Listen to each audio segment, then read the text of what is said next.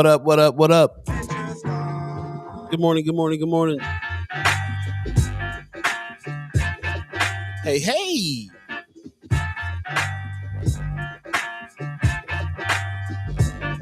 First Sky Omaha Radio, y'all.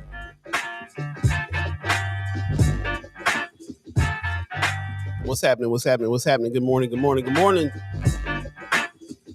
Get up and move your body. Get up and move your mind. Another edition of First Sky Omaha in the morning. Yo, yo, yo, yo, yo. What's happening? What's happening? What's happening? Good morning. Good morning. Oh, man. Here I go with the wrong date again. I just can't get the date right, man. So messed up. Wait. It is the 30th. Oh, it's not Monday. It's definitely not Monday. It's definitely not Monday. You know what day it is? Hey, hump day. Hump day. There it is. That's better. Did I spell it right? Goodness. Wednesday. Wednesday. Yeah, that's how I gotta pronounce it.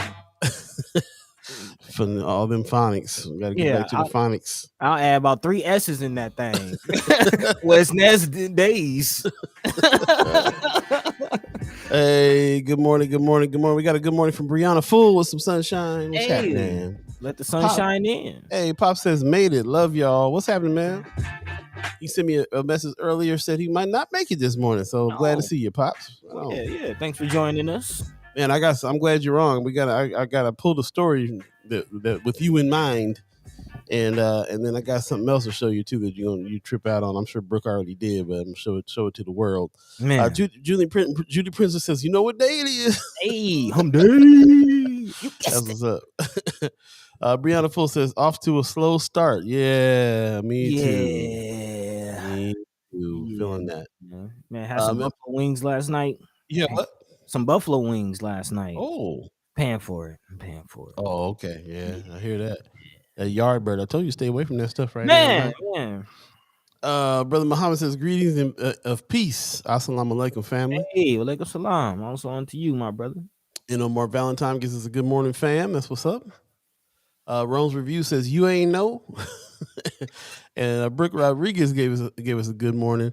That's what's happening. Good morning to you as well. I'm gonna show it, Brooke. I gotta show it because we're over here tripping. I was gonna say, I'm thoroughly impressed myself. Good job. So the thing is, little man has been trying to read and learn how to read, and he's at the stage where he's doing, sounding out words. Went into the room and wrote this on his own last night. I guess he was upset enough to create some art. Man. Mom doesn't let me play my tablet, and I hate that I am sad. He went in there and could not play his video games and was not having it.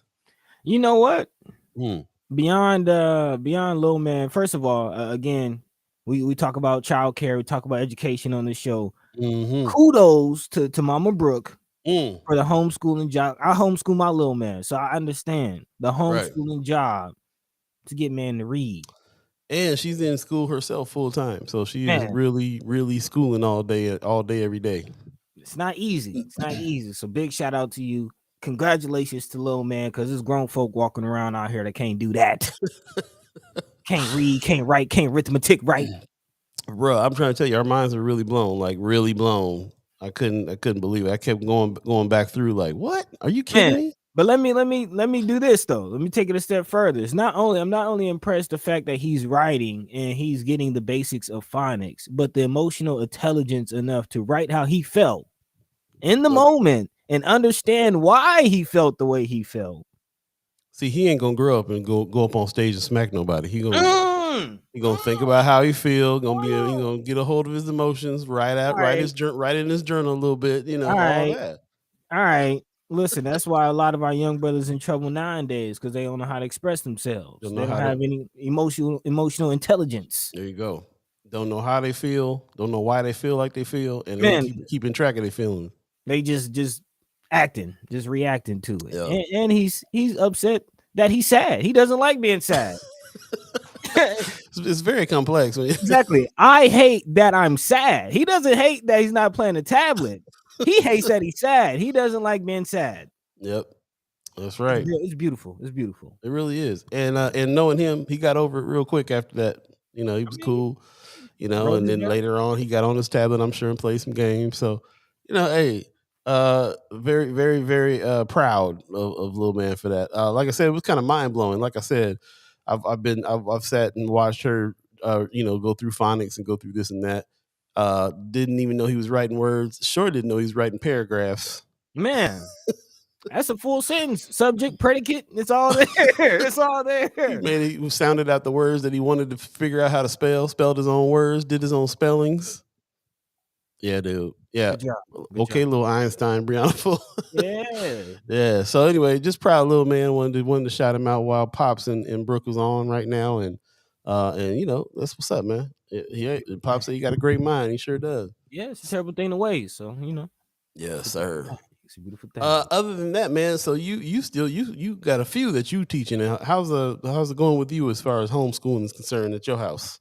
Oh man, it's going great. It's going great. I will be honest. I kind of lacked off on it. I have been lacking the last couple of weeks. I'll be honest, but you had the move and everything going on. Yeah. Still adjusted to the move. Still unpacking. To be honest, still unpacking. There's some things we have to get, but it's going good. It's going good. Like I was saying, they're my son and little man around the same age. He's not quite there yet as far as writing sentences, full sentences.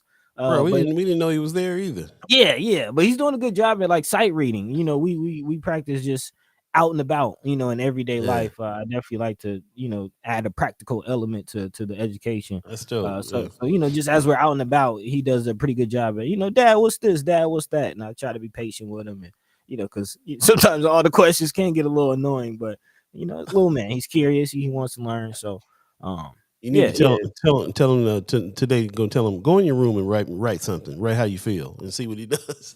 Actually, I think he's not necessarily the written word kind of guy. He draws me a lot of pictures. He's an artist. He draws me a lot of pictures and visual. I'm still unpacking, but I got a couple that's put up that got me choked up a little bit. Well, that's what's up. Yeah. Little artist in the family. I love it. Art and music. He seems to have a kind of a thing for. So we're gonna work on that. Hey, Rome's review says thank you to the one subscriber. We got 77 subscribers over there on YouTube now. Trying to reach that 100 subscriber mark so we can play the YouTube algorithm game. So if you happen to be over on YouTube checking us out, please give us a like and subscribe. Also, if you are on Facebook, please share the show on your page so that we can get as many people in here as we can. Got a good morning from Miss Erica Felt.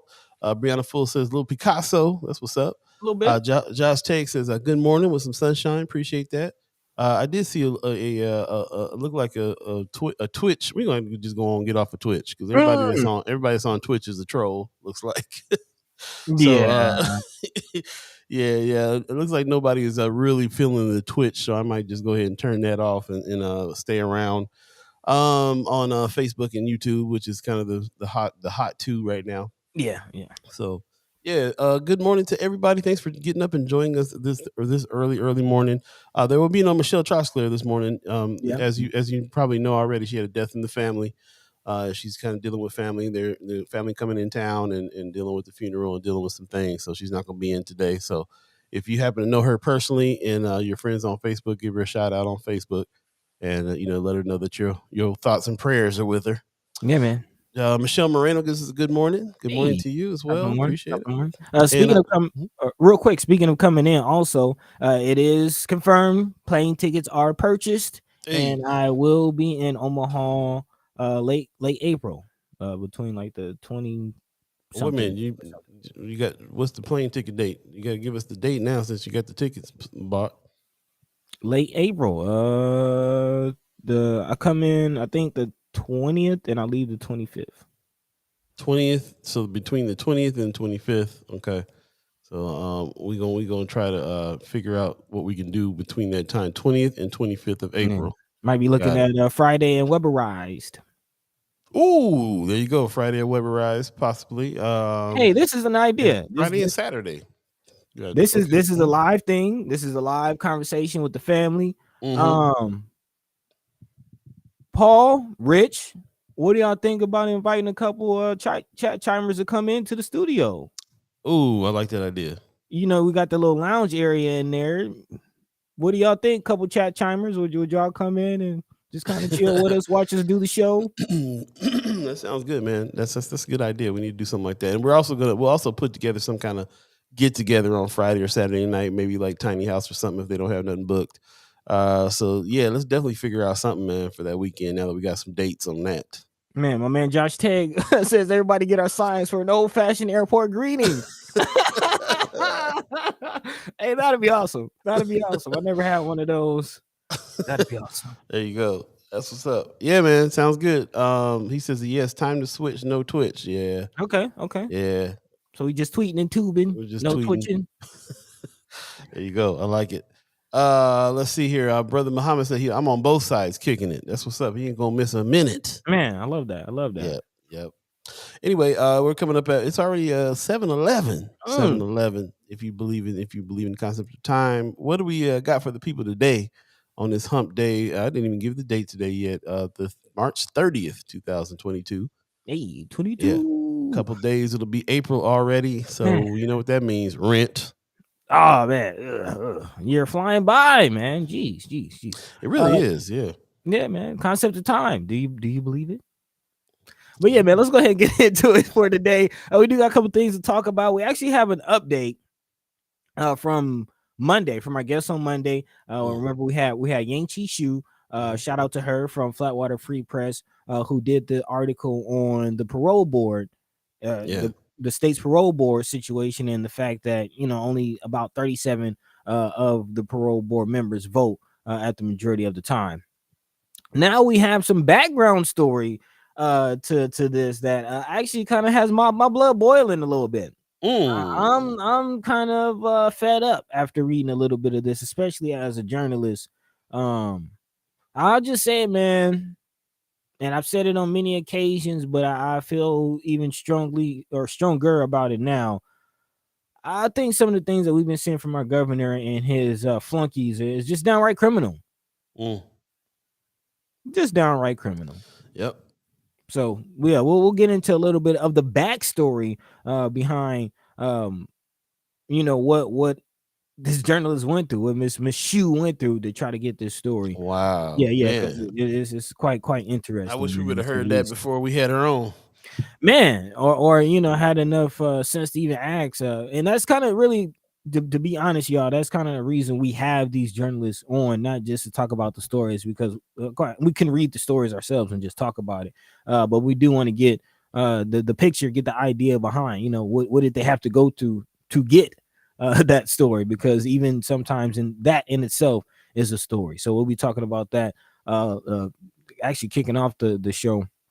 And then also diving into a couple other things. We have a plan from City Council to approve 1,000 new affordable housing units in the next 20 years. Also going back to a story we talked about on Monday, the Urban Core Housing and Redevelopment Plan that came from the Greater Chamber of Omaha and also Omaha City Council. Again, 20 years. Plans for the next 20 years of Omaha are being set. And my same question still remains, where does North Omaha fall in all of that? That's a good question. Again, 1,000 affordable housing units. Where will they be, and how affordable will they exactly be? Of course, we gotta go back to that question. What is affordable housing? Yeah, man. So also Social Security story is very, very interesting. This is actually something we talked about in the past. Again, the state of Nebraska is one of few states that still taxes on Social Security. And my question has always been, is that a double tax? Again, your income security as you pay into your Social Security as you work is already taxed. Your income is taxed.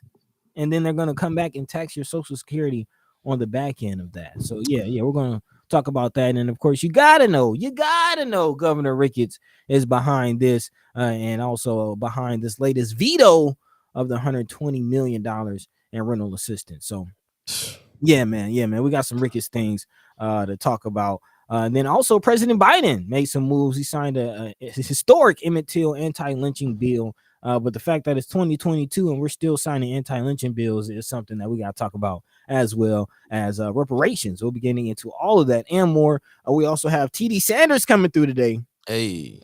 So look out for that. Again, this is First Sky Omaha in the morning. No Michelle, please reach out to her if you have her contact. Going through some things right now, but we're all here, right now. We thank you, Paul B. Yo. Let's get this going. Let's go.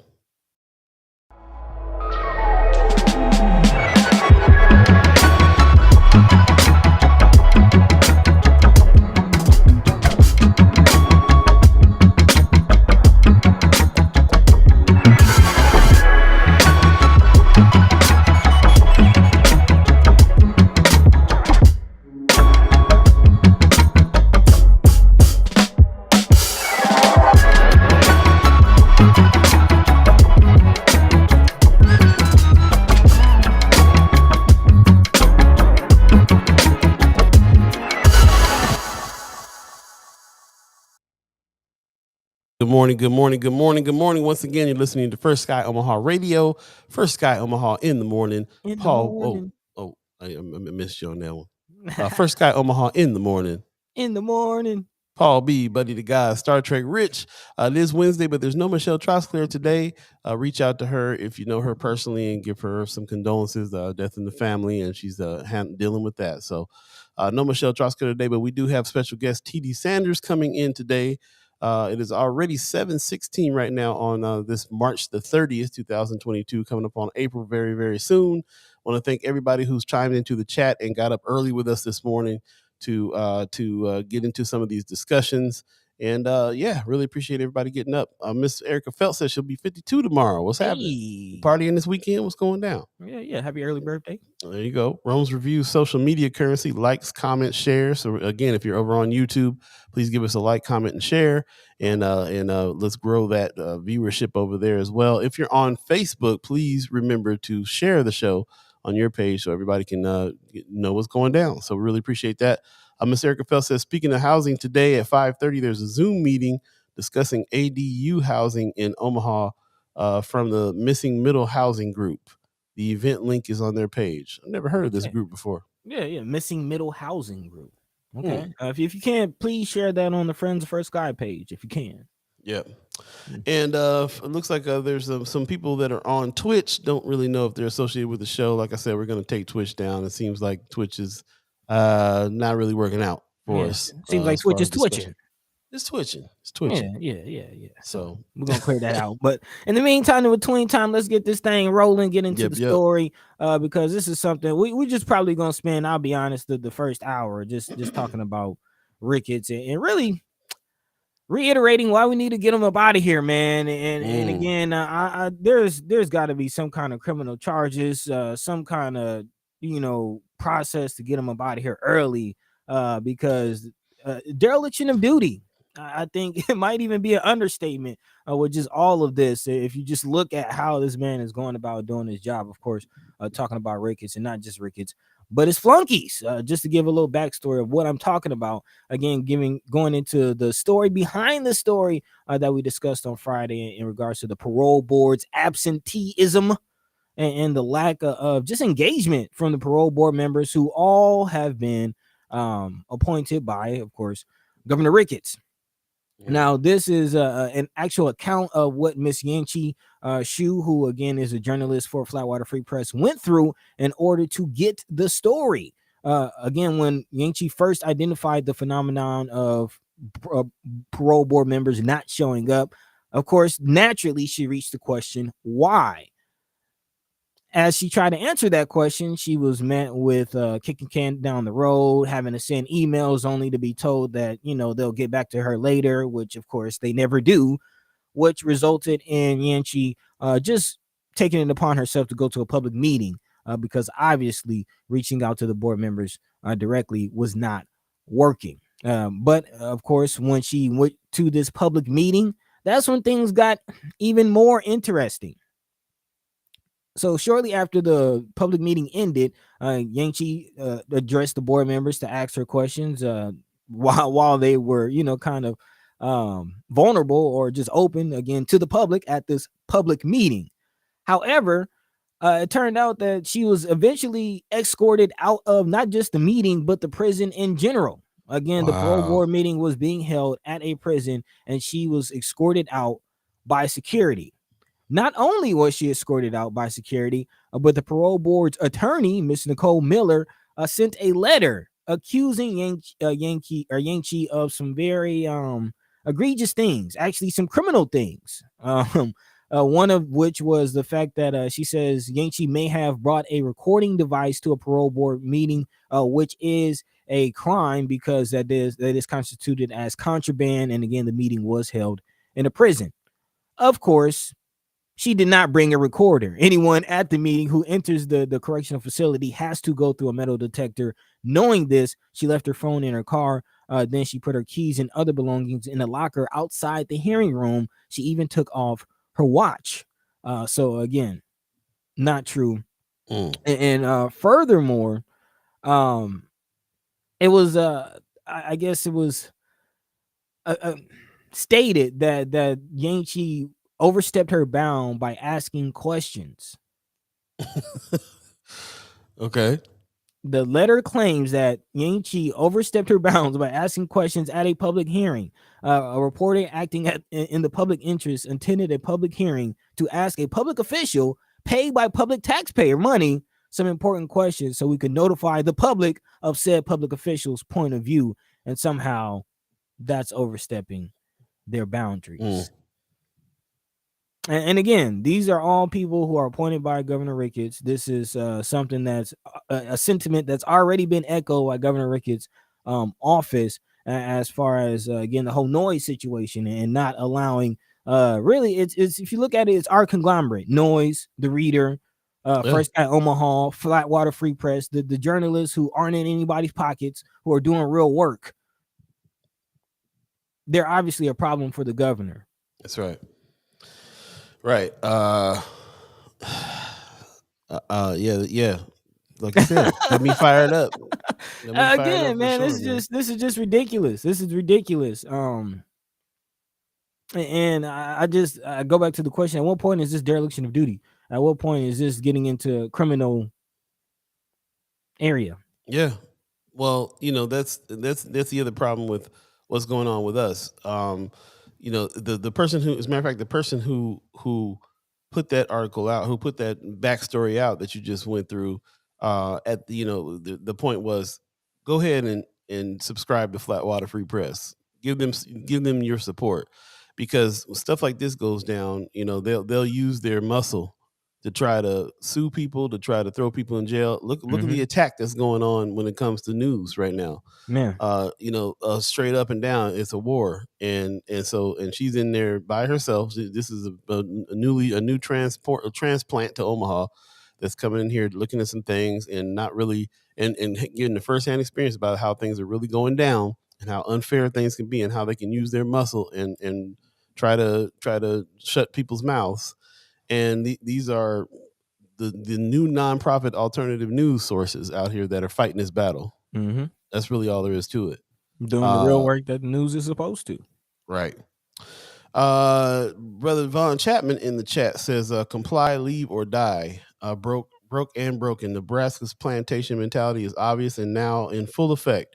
Ricketts' veto is racist. His veto is purposeful in intent because the veto disproportionately affects people of color and Omaha's black community at large.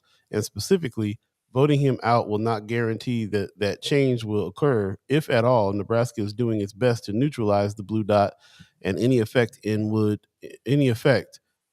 have on local projects. And therein lies the problem. Yeah. I totally agree. That's I mean, we'll talk about this thing that he vetoed here in a minute, but this article right here just got us fired up. I mean, first of all, it's our partners, our colleagues that are going through this stuff. She sat here and didn't really even complain. No, she didn't say nothing about this. It's all about the story for her because it's about the story, and it just goes to show you, man, like what everybody got to go through to kind of bring it to the people. It's messed up. And to that point, this post that I'm reading from is from Matt Wynn, the executive director of Flatwater Free Press, who we had on several times. And I didn't want to dive into how he concluded this post. He says that I don't know what the answer. Talking about again the letter being chastising one of his journalists. He says, "What I do know, this isn't going to stop us. We will continue pursuing records and stories that are important. We will do so regardless of the roadblocks in our path or absurd costs or any future letters attempting to chasten us for doing journalism. We exist precisely because this work is hard. We are here precisely because it's important to keep doing it. We're happy to take it on." Matt Wynn, executive director. So definitely in for the fight, and it's going to be a fight, man. This is just this is boiling my blood mostly. I mean, of course, because it's partners, it's people that we know. But the fact that just the authoritarianism of it, just the whole Gestapo mentality, the plantation mentality of it, and like, who are you against? It's clear who you're against: people of color, the elderly, journalists, anybody who basically doesn't build your, doesn't work, anybody who can't work, anybody who can't be a cog in your machine, anybody who can't provide to your whole system of capitalism, they're a problem. So journalists with this letter, get them out of the way. Next, old people, Social Security. Again, follow the laws. Who are these laws going against? Why are they creating these laws? They don't like journalists. The powers that be don't like the elderly. Talking about the Social Security tax exemption bill that Nebraska is finally going to vote on. And although it is looking good, there is a final vote that, of course, could stop all of that progression. If you don't know what I'm talking about LB 825, which was presented by Senator John Stenner of Gary, Nebraska, who urged, or actually, excuse me, he's the one who urged the delay for the final decision. Excuse me on that. Excuse me. But LB 825 again addresses Social Security tax. As of right now, there's a 5.84% income tax on Social Security, and he also wants to accelerate the phase in of the elimination of state taxes on Social Security benefits. So again, that's the direction that the state is going. I know, Paul B, that you mentioned there's some people close to you who said that this is actually what has stopped them from coming to Nebraska. Yeah, it's definitely a thing that the people got to think about. Pops in the chat is saying the fact that Nebraska taxes Social Security, which is a double tax, as you say, buddy, is the primary reason I decided not to move to Omaha. So there you go. Yeah. And we talk about this a lot as far as the brain drain, the lack of Nebraska's ability to maintain talent. And it's not just the youth, but our retirees, our elders in the community. I mean, are you going to stay in an area that's double taxing you? Or are you going to go that got snow and things like that? Or are you going to go to Vegas? Are you going to go to Florida? Yeah.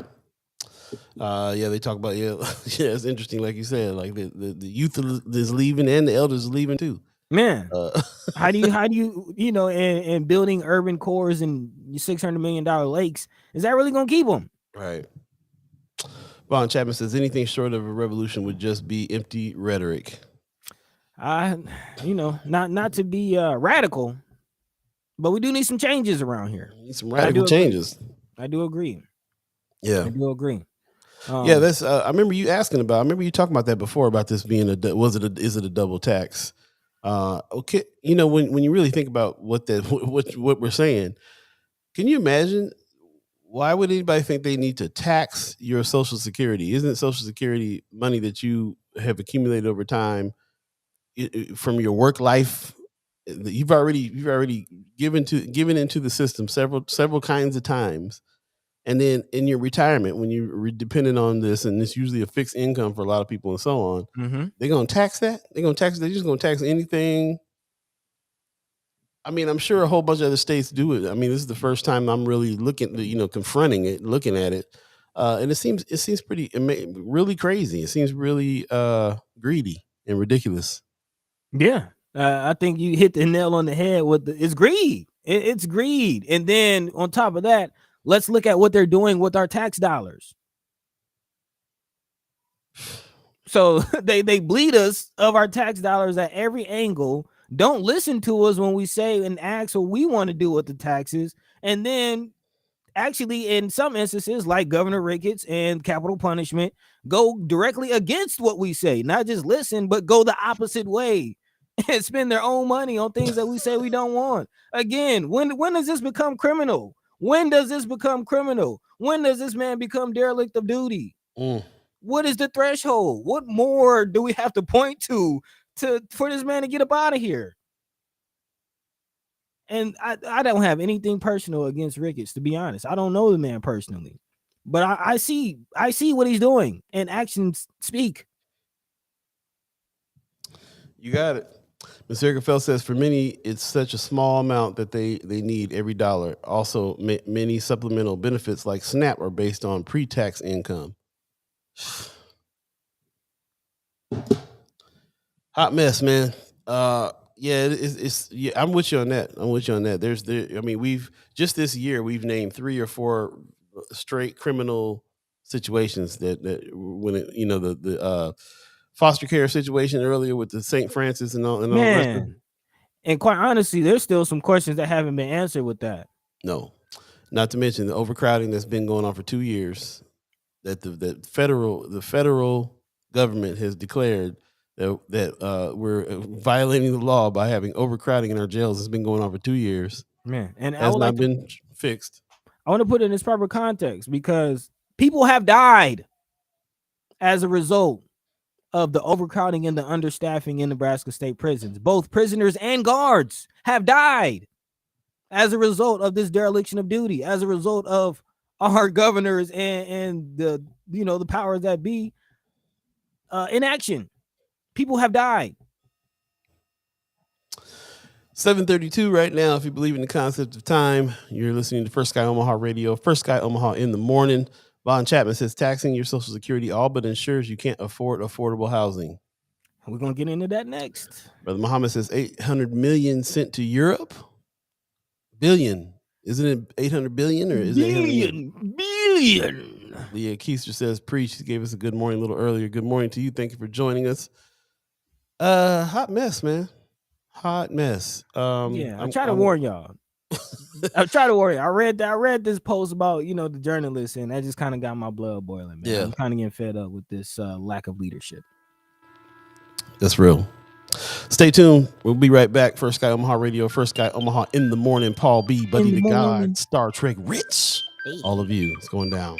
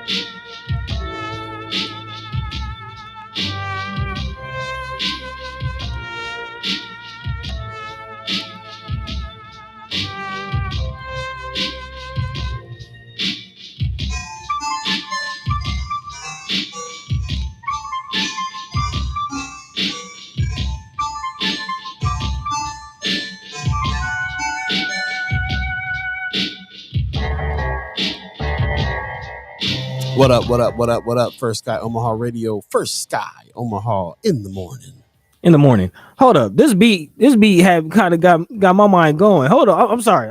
This beat. It's back in the day. It's some back in the day junk, man. What were those sounds? Like what? Man, I had to give you the story on all of it.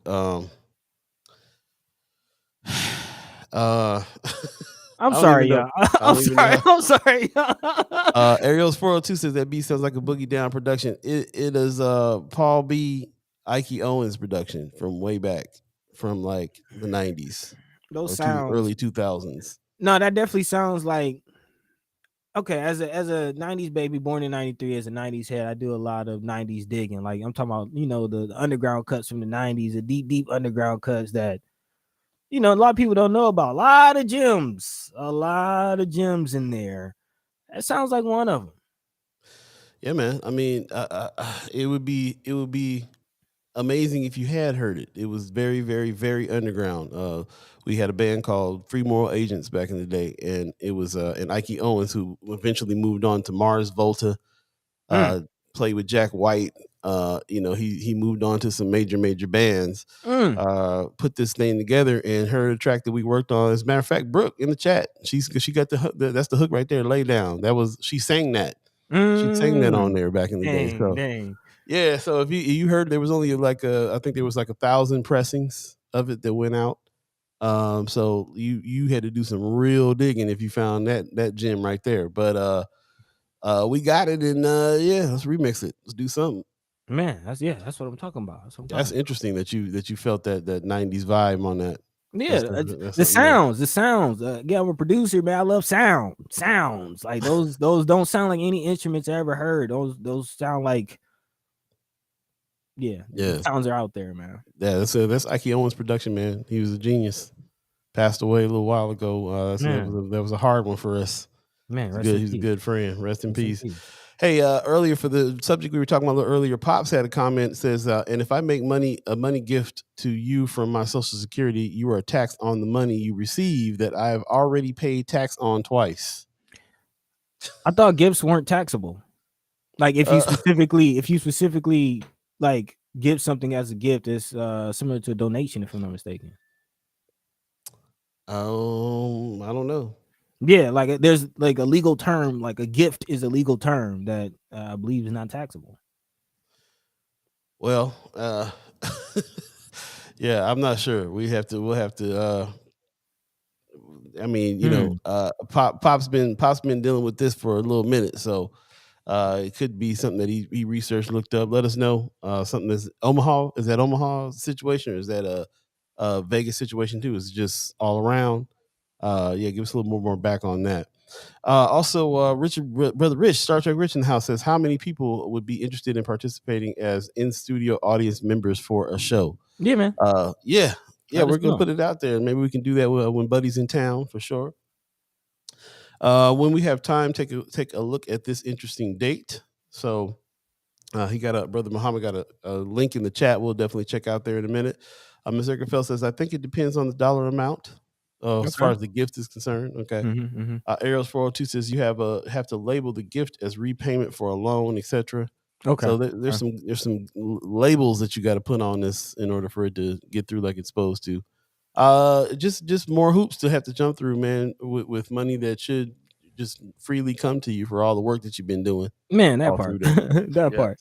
And on that point, to kind of finalize it, to your question, Nebraska is one of only 13 states that currently tax Social Security benefits. 13 states. What's the other ones? Mississippi, Texas. Man, I don't know. I have it, but I wouldn't be surprised, man. I wouldn't be surprised. Pop says, I think they may have to deal with it may have to do with the amount. Yeah. Okay. Ariel's 402 says, I'd be interested in a potluck after work hours. That's what I'm saying. We need to put something together when Buddy's in town here for sure. Maybe on Saturday. It might be a Saturday event. Hey, it's coming up on 7:40. I just got word that we got another special guest that's coming through here besides TD Sanders. Really? I think I'm gonna leave it as a surprise. I'm just gonna let him pop up here in a little bit. So okay, stay tuned for that. Yeah, don't go nowhere. If you're just joining us once again, you're listening to First Sky Omaha Radio. First Sky Omaha in the morning. Paul B, Buddi3 Da Gawd, Star Trek Rich. It is March the 30th, and even though it's Wednesday, we have no Michelle Troxclair today. No soapbox moment today. She is grieving the loss of a family member and dealing with other family members coming in town for the funeral and so on and so forth. So give her a shout out of support if you know her personally on Facebook. Yes. And that would be very nice. Other than that, man, you joined us. Buddy is fired up this morning, man. There's some unjust things going down here with some of our journalist partners, and we're sick of Ricketts right now in a big way. I know a lot of you are too. So all I gotta say, it's time for new blood, man. It is very much time for new blood in the governor's seat. Time for new blood in the governor's seat in a big way. So don't forget, this is vote season. You got to get registered. You got to get ready. Find where your polling place is. Most polling places in North Omaha are changed now. Yes. So definitely, please look into that. We will maybe we should get somebody from the election office to maybe break some things down and bring them in and talk to them throughout the month of April as things heat up again as we get closer to the May primaries. But man, we appreciate y'all for coming in, chiming into the chat, keeping this thing going. Didn't want to dive into the next article. That's all right. Yeah, let's get it. Yeah, keep it moving and continue our conversation about Ricketts, man. Before we went to our break, somebody had mentioned about the housing situation, and again, just more ineptitude from our governor. Governor Ricketts vetoed the bill on Tuesday that would allow that would require him to apply for $120 million in federal rental assistance. Again, finalizing his threat to turn that money down. Legislative Bill 1073 passed in the legislature on a 26-15 vote last week. But Ricketts has repeatedly voiced opposition seeking the aid. In his veto announcement on Tuesday, Ricketts said the funding would create a government subsidy that will make residents more reliant on government in the future. He says we must guard against big government socialism, where people are incentivized not to work, but are instead encouraged to rely on government handouts well after an emergency is over, Ricketts said in the announcement. The governor also noted that Nebraska still has $30 million in unused aid from the first round of the emergency rental assistance program. That money, he said, is more than enough to meet Nebraskans' rental needs through the end of 2022. Now, of course, State Senator Matt Hansen of Lincoln, who prioritized the bill, criticized Ricketts' decision, calling it inappropriate for the governor to make that state spending decisions. What the power should fall to the legislature's Appropriations Committee. Hansen will seek a veto override to overturn Ricketts' decision. He said he has not set a date with Speaker of this legislature, Mike Hilgers, yet, but Hilgers previously committed to debating the bill, including a possible veto override. So this can't go to debate before the legislature in time to meet a federal 31st federal deadline to request the aid. So again, we got today and tomorrow to request that deadline, or $120 million might be falling by the wayside. Right on. President McKesson in the chat. What's happening? Good morning to you. It says the legislature gets the bill back, and now we can veto the governor. Yep. She says everyone needs to call the senators who didn't vote or vote no and urge them to vote yes. So that's Precious coming in with the action for us to take on some of this stuff. So most definitely call the senators who didn't vote or voted no on this, urge them to vote yes, so it can get through and pass the governor.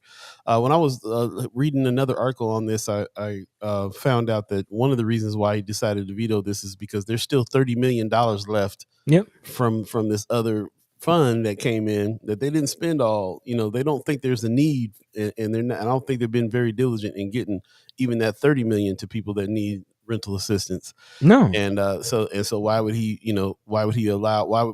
think that we needed a whole bunch more rental assistance if he's already feeling like we're turning into a socialist state by doing that? Like people are going to depend on that, and so we gotta stop people from we got to make sure that people keep on going to work. So I mean, it's really blatant and crazy. It sounds that way to me. Yeah.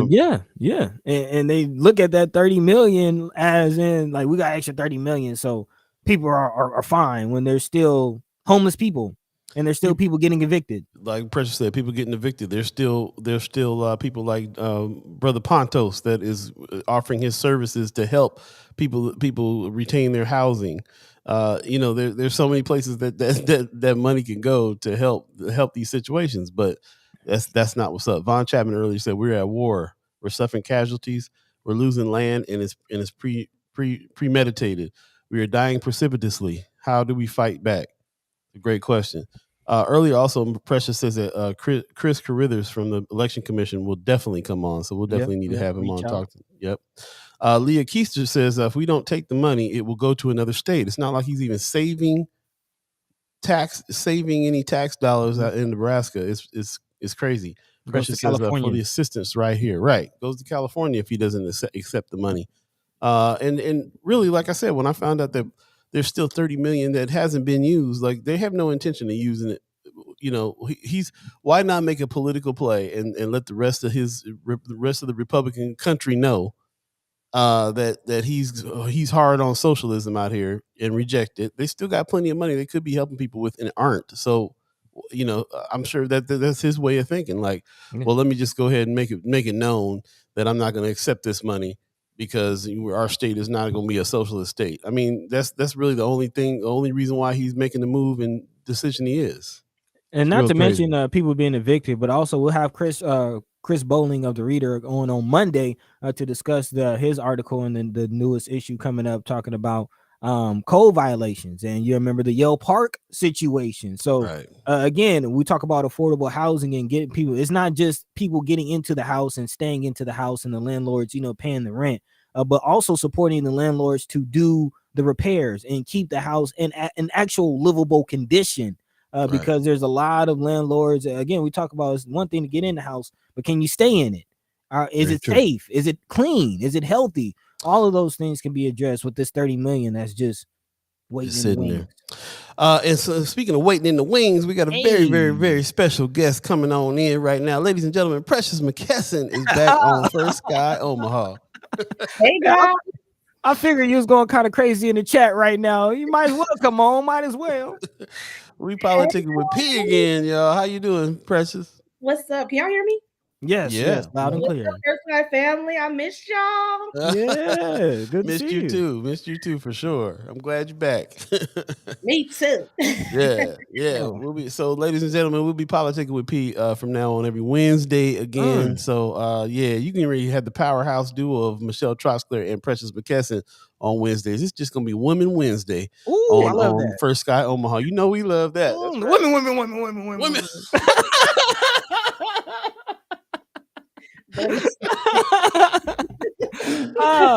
Yes, I'm excited, y'all. I'm excited.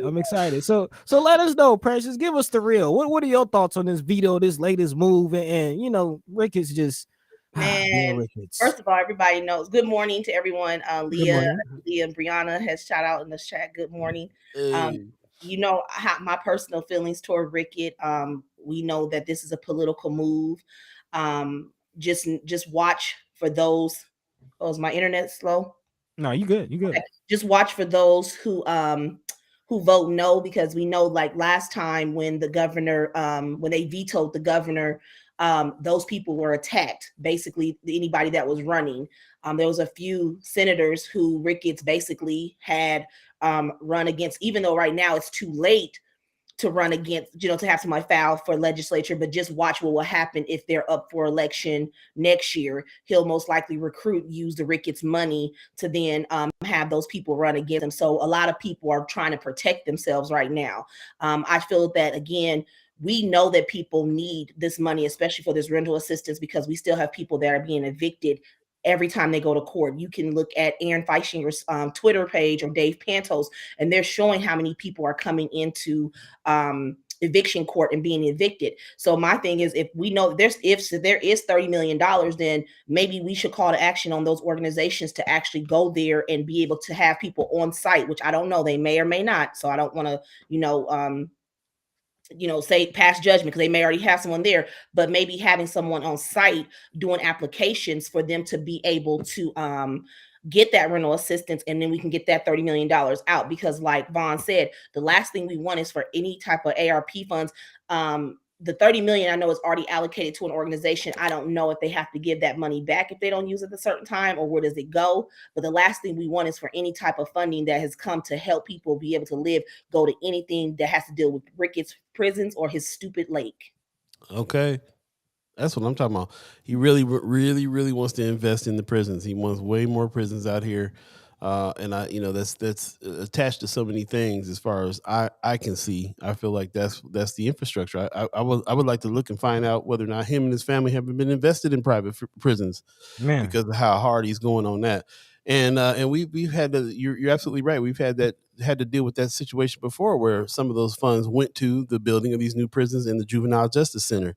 So it's a real threat that some of these, he's as far as he's concerned, probably he's well, I am giving it to housing. I'm building some prisons for people to be housed. Yeah. So It's just crazy they have this mentality that's their mentality, and it's really ridiculous, So yeah, I wanted to speak to the pressure that senators may feel, or the threat that senators may feel when going against and opposing Ricketts, because that's important too. We got to make sure that that as the constituents are supporting our senators and things like that, because it's funny that you broke that down, because I was reading that was the same fate that Carol Blood's new running mate met, as far as opposing Ricketts, running for office, and kind of getting the brunt of that attack. Yes, he did. Just want to lay that out. Yeah, and it's not just Republicans. I mean, you see them do it with Democrats, where they put people in place to run against Democrats, and they invest a lot of the personal money into those candidates, into those campaigns. So I mean, it's not just the Republicans that he does it to. He does it to the Democrats also, and that's sad that it comes to somebody who has so much money and who is so out of touch with many of the, well, actually, I should say with many of the communities that he is basically overseeing. He's out of touch, and he doesn't understand, like, people need affordable housing. Like, they need that money to be able to live, and for him to say we're not a welfare state. No, we're not a welfare state. We're a state that cares about our people, and that's what we should be thinking about. Not saying that we're giving out anything. We should be caring about the people who live here, and that the families who are already having a rough time after 2 years of COVID, going into the third year, we should be caring about them and making sure that they have good quality, safe housing. That's what we should be doing. Yep. And again, that goes back to my sentiment as far as Governor Ricketts not really caring about anybody that's not able to be a cog in the machine, to be a wheel in the machine. If you can't work, again, you heard what he said. We must guard against big government socialism, where people are incentivized not to work, but are instead encouraged to rely on government handouts well after emergency is over. What is he worried about? He's not worried about government helping people. He's worried about people not working. Get your butt up and work. The plantation mentality. It's real funny coming from a billionaire family, for anybody from a billionaire family to say some mess like that. That's like that Kim Kardashian mess. You read my mind. But this is the thing. And so if he's talking about he want people to work, then they need to pass this the minimum wage. They need to increase it to $15 an hour. Actually, more than that, they need to put it to $17 so people can still be able to pay their bills. Because right now you have people working 2 and 3 jobs to make ends meet, just to be able to provide for their families. Inflation is real. I mean, gas is up, milk is up, food is up. Like, so if you want people to work, then how about you go ahead and invest into into the minimum wage increase, and you just go ahead and pass a law without them having to go through getting all the signatures to get this. If you really care, how about you increase the minimum wage as a governor and say, hey, you know what? I know we don't need this, but let's go ahead and give people real money so they can really work and provide for their families. He doesn't know. He don't know what real money is.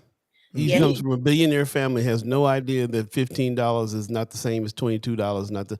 A living wage starts at least $26 an hour, and he has no concept of what that even is. And he's only listening to the business owner friends of his that want to basically have slave labor, and getting the word from them that they can go down to $10 an hour or something crazy. I mean, I just can't.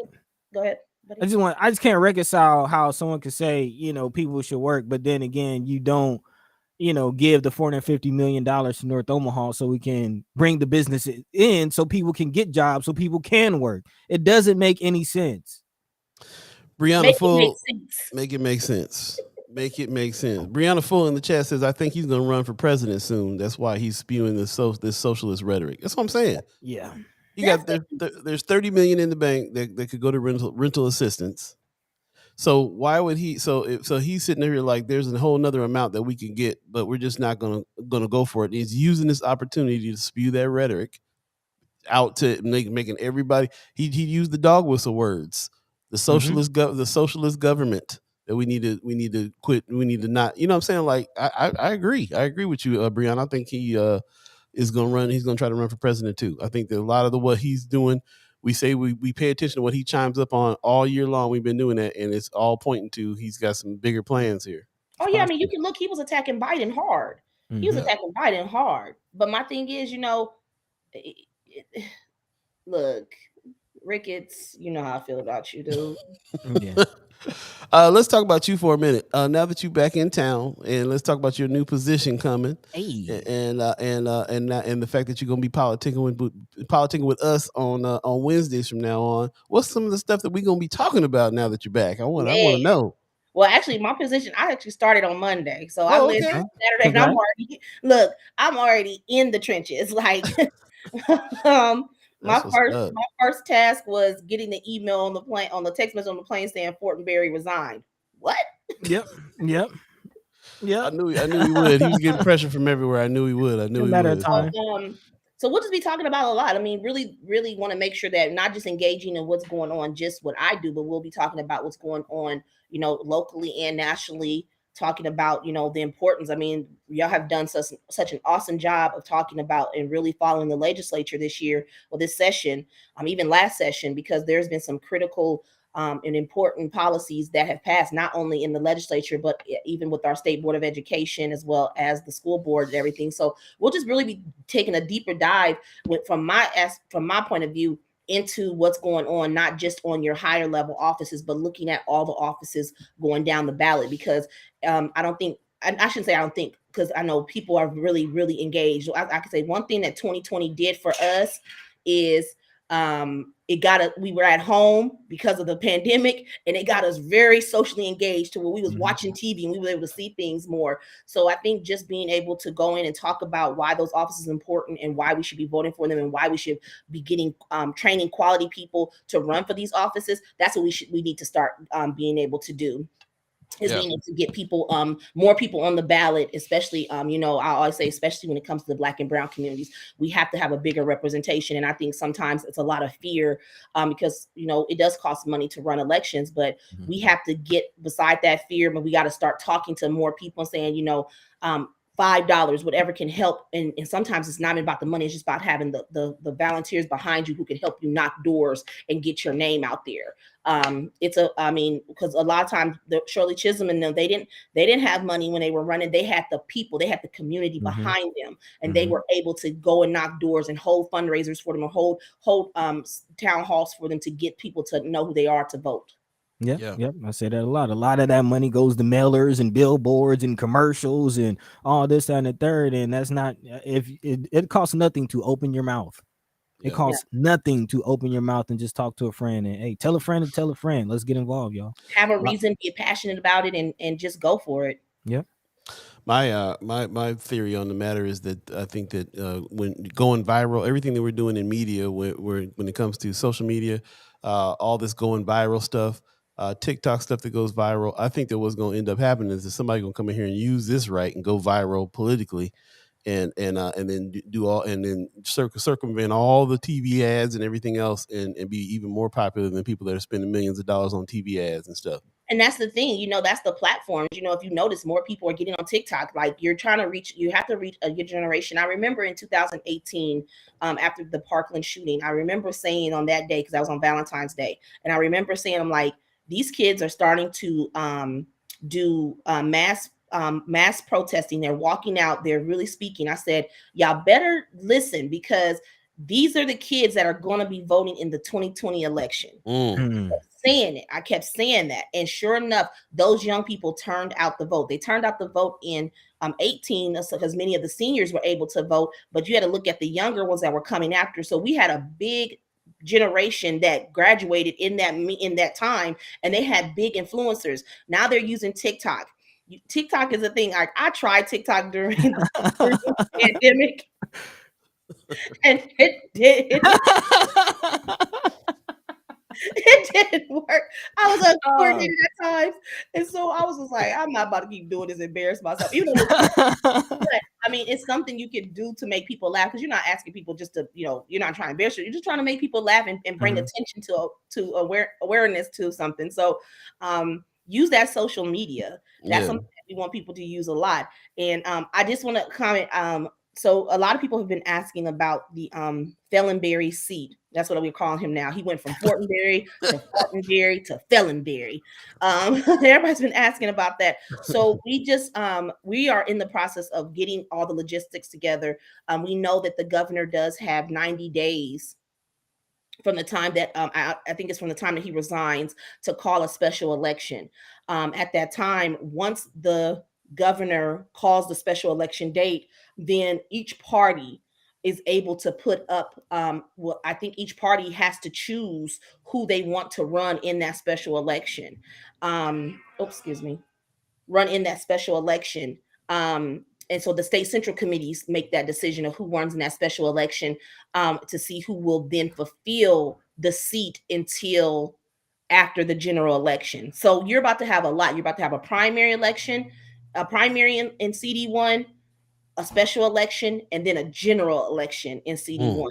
All between, I would say, I don't know, between what, maybe June and November, we don't know. So you just have to wait for the governor to assign what date that special election will be, because it can't be on the same ballot on the primary due to the fact that the ballots have already been printed for the May 10th election. So it's a lot of legal stuff around it, and laws and stuff that you have to follow. So just reading the statutes and being able to be like, reading to see what's going on, and then you just have to see like how do you who will be the person to go into that special election. But that's up to the state central committee members who they put up in that special election seat to be able just to fulfill the next 6 months, well, however long, until the new person comes in. I think it's in January when they're sworn in. Hey, we got Carol Blood for governor in the house. New blood, barrel blood in the house. Hey. She says, and everyone needs to show up and be heard by casting their vote. There you go. We're in that season. Powerful thing. I mean, I don't know why people say, "Oh, my vote don't count." I always go back to the late Mike Boyle and Roger Garcia race, and that race was decided. I think at the time it was decided by either between 3 and 5 votes. It may have been 3 votes after the recount was done, and that's how you know. I mean, and I kept thinking like I know me and how I would think like, gosh, well, that's 3 people. Who did I miss? But that shows you the power of the vote. That if a seat is decided by 3 votes after a recount, so your vote does count. I mean, I don't care what no one says. I mean, I'm a prime example of your vote counting because I was able to cast an electoral vote that we had not had since 2008 for Barack Obama. So I know your vote counts because I am a product of that vote, and we were able to give an electoral vote to the Biden-Harris ticket for them to be a part. I say now we're a part of the 306 because that's what he ended up getting 306 electoral votes to become president. So I'm telling you, it counts. So yeah. I mean, if I'm not, I mean, I'm a living witness. Your vote does count. And I think. Go ahead. No, go ahead. I was just gonna say, and once again, this is something that you said one time that stuck with me too. Like they wouldn't be fighting us so hard on it if it didn't count. My thoughts exactly. Man. Which brings me up to my question. Is a question that again, Carol Blood says everyone needs to be able to cast their vote. You say that they're throwing every hurdle in front of us to not be able to do that. And I wanted to ask you, Precious, about the polling locations, because we know that there's some changes to the polling locations, some things as a result of the census and things like that. So what are the changes? What should people know as we go into this voting cycle? So from what I was, because I was still watching from the outside. So it looks like we had a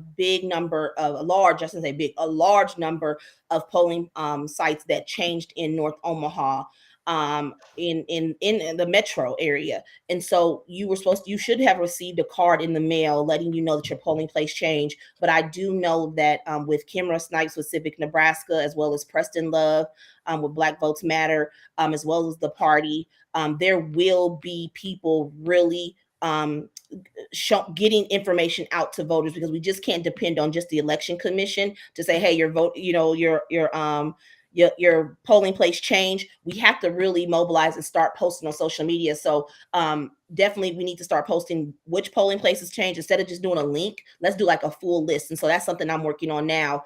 I don't know if it's already been done, but I normally try to go through and like if they sent us something specifically, where it was, where it's at now. Because sometimes people don't have time to go through a link. They just want to see it right then and there. Let's make it easier for folks to be able to find those polling places. So we will be doing our due diligence to make sure that people do know that their polling places have changed. But if you do receive something from the Election Commission office, please read that postcard, because most likely it could either be your vote by mail request, or it could be the card. And I don't know what color it is. Paul, I know at one time you said you received a card. Do you remember what color it was? I think it was a yellow card. Yeah, okay. Yeah. Rome's viewers in the chat saying they're yellow. It is yellow. Yes. So if you get that yellow card in the mail, please make sure that you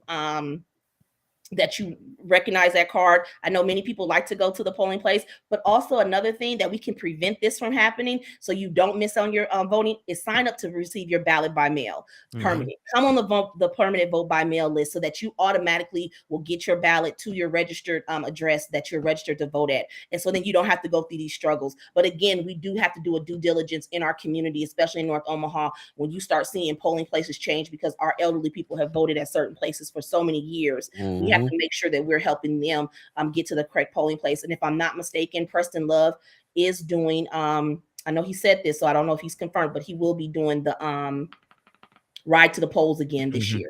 So for the primary. So I know that will help a lot also, because he has a team of great people who have been doing this for many years, and they'll be able to assist. So we'll do everything possible to make sure, because we want to have a great turnout, and we want to increase that voter turnout. Yeah, and he got a bus now too, so he really gonna be riding folks. Yeah, whole shuttle. Just rolling. We polling. Hey, Carol Blood for governor says it also helps our candidates raise money if they do well in the primary. Don't stay home. So just another shout out to the effectiveness of the primary, the importance of the primary. The primary is where, that's why we have a primary. Vote. The people you vote for, because remember, each ballot, you cannot, everybody doesn't go to the general. It's normally the top two. So if it's a partisan race, it would be the top Democrat, the top Republican. If it's a nonpartisan race, it'll be the two top vote getters. So just make sure that you are voting on May 10th. It's crucial. Again, like Buddy said, and I've said this before, if it was not so important for us to be voting, why are they attacking our voting rights? There you go. Hey, just to let people know, it's 8:07 right now. If you are believing in the concept of time, keeping track of it, and we're now in the second hour of First Sky Omaha Radio. First Sky Omaha in the morning. Paul B, Buddi3 Da Gawd, Star Trek Rich. We got Precious McKesson in the house. We politicking with P. She will be politicking with us every Wednesday now. Yeah, it's Women's Wednesday on First Sky Omaha from now on, bro. So we really appreciate that. Just jumping in the chat real quick. Somebody earlier said, I saw your clip on NBC. We're so lucky to have you. Love that. Yes. Brianna Fool was saying, get Patty or Jazari in Fellenberry's seat. I want to talk to you about Patty Pansing, because we talk about her a lot, and I don't know too much about her. I know that you have endorsed her before on some things. No, not endorsed, but you have spoken on some of the things that she's done. Sorry about that. That was quick, Preston. I can't endorse nobody. Look, no, I can't endorse nobody now. You can't endorse nobody now as of Monday. When did you start? You started Monday, you said? Monday. Don't put that on me, Paul. Don't put that on me, Paul. But you've spoken about it before, about some of the work that she's done, and she pops up all over all the time when we're doing this work. So I just wanted to see if you had any insights there as well on that, and who should be in that Fellenberry seat as well. Well, I mean, number one, it should be a Democrat in that seat, hands down. I'm not. Hello. Okay. There you go. I thought so. Patty's not a Democrat. I thought Patty was a Democrat. She is a Democrat. Oh, okay. But she's running. So this is the thing. Patty is running in a Dem on Dem race. So she's running. Oh, got it. Okay. Jazari Qual in that seat also. That's why she's saying Jazari. Got it. Yeah, so that's why we remain neutral. In the primary, but we give them all. Well, again, we remain neutral with any Dem on Dem races, but we still give the support to those candidates of the party support of needing things from the state party. Yeah. And then we come in after and then we create a coordinated campaign after the primary for the general. That's how we doing here at First Sky Omaha Family too. Brother Muhammad and Sister Full is running for school board. We gonna just support them both, and you'd be happy if somebody. You have Charnel Shelton running also for OPS school board. I didn't know Sharon Shelton. Okay, she's running for that. You have Mark Snow that's running for that seat. I didn't know Mark. I think it's 4 total running for that seat. So yes, you have 4 people running for that seat. So in that vote, that would be the top 2. That's a nonpartisan race. That will be the top 2 will advance to the general on May 10th. Whoever gets the top 2 votes on May 10th. Okay, there you go. That's one example we can use. So yes, so Patty, I think Patty's I think she's a wonderful individual. I call her. I was able to work down in the legislature when I was working for Senator Wayne, so I got to know her well there and got to see her all the time on the votes. On the floor. The way she speaks, she's passionate. She believes in LGBT rights. She believes in rights for people of color. That's why I think that I just love her, and just like this is Jazari. Jazari is an awesome candidate.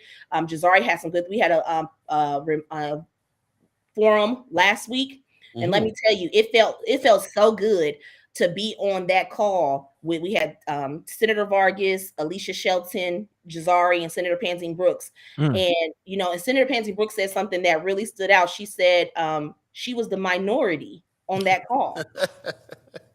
There you go. So that felt good that we have people, candidates of color, running for federal offices because we are eligible and qualified to run for those offices and to speak about the issues that are impacting just not our community but all communities. So they try to act like we're not eligible to lead in sports and business, and all right, try it. Right. But I did want to answer your question, Paul, in regards to learning more about the candidates. Shout out to Leah Keister.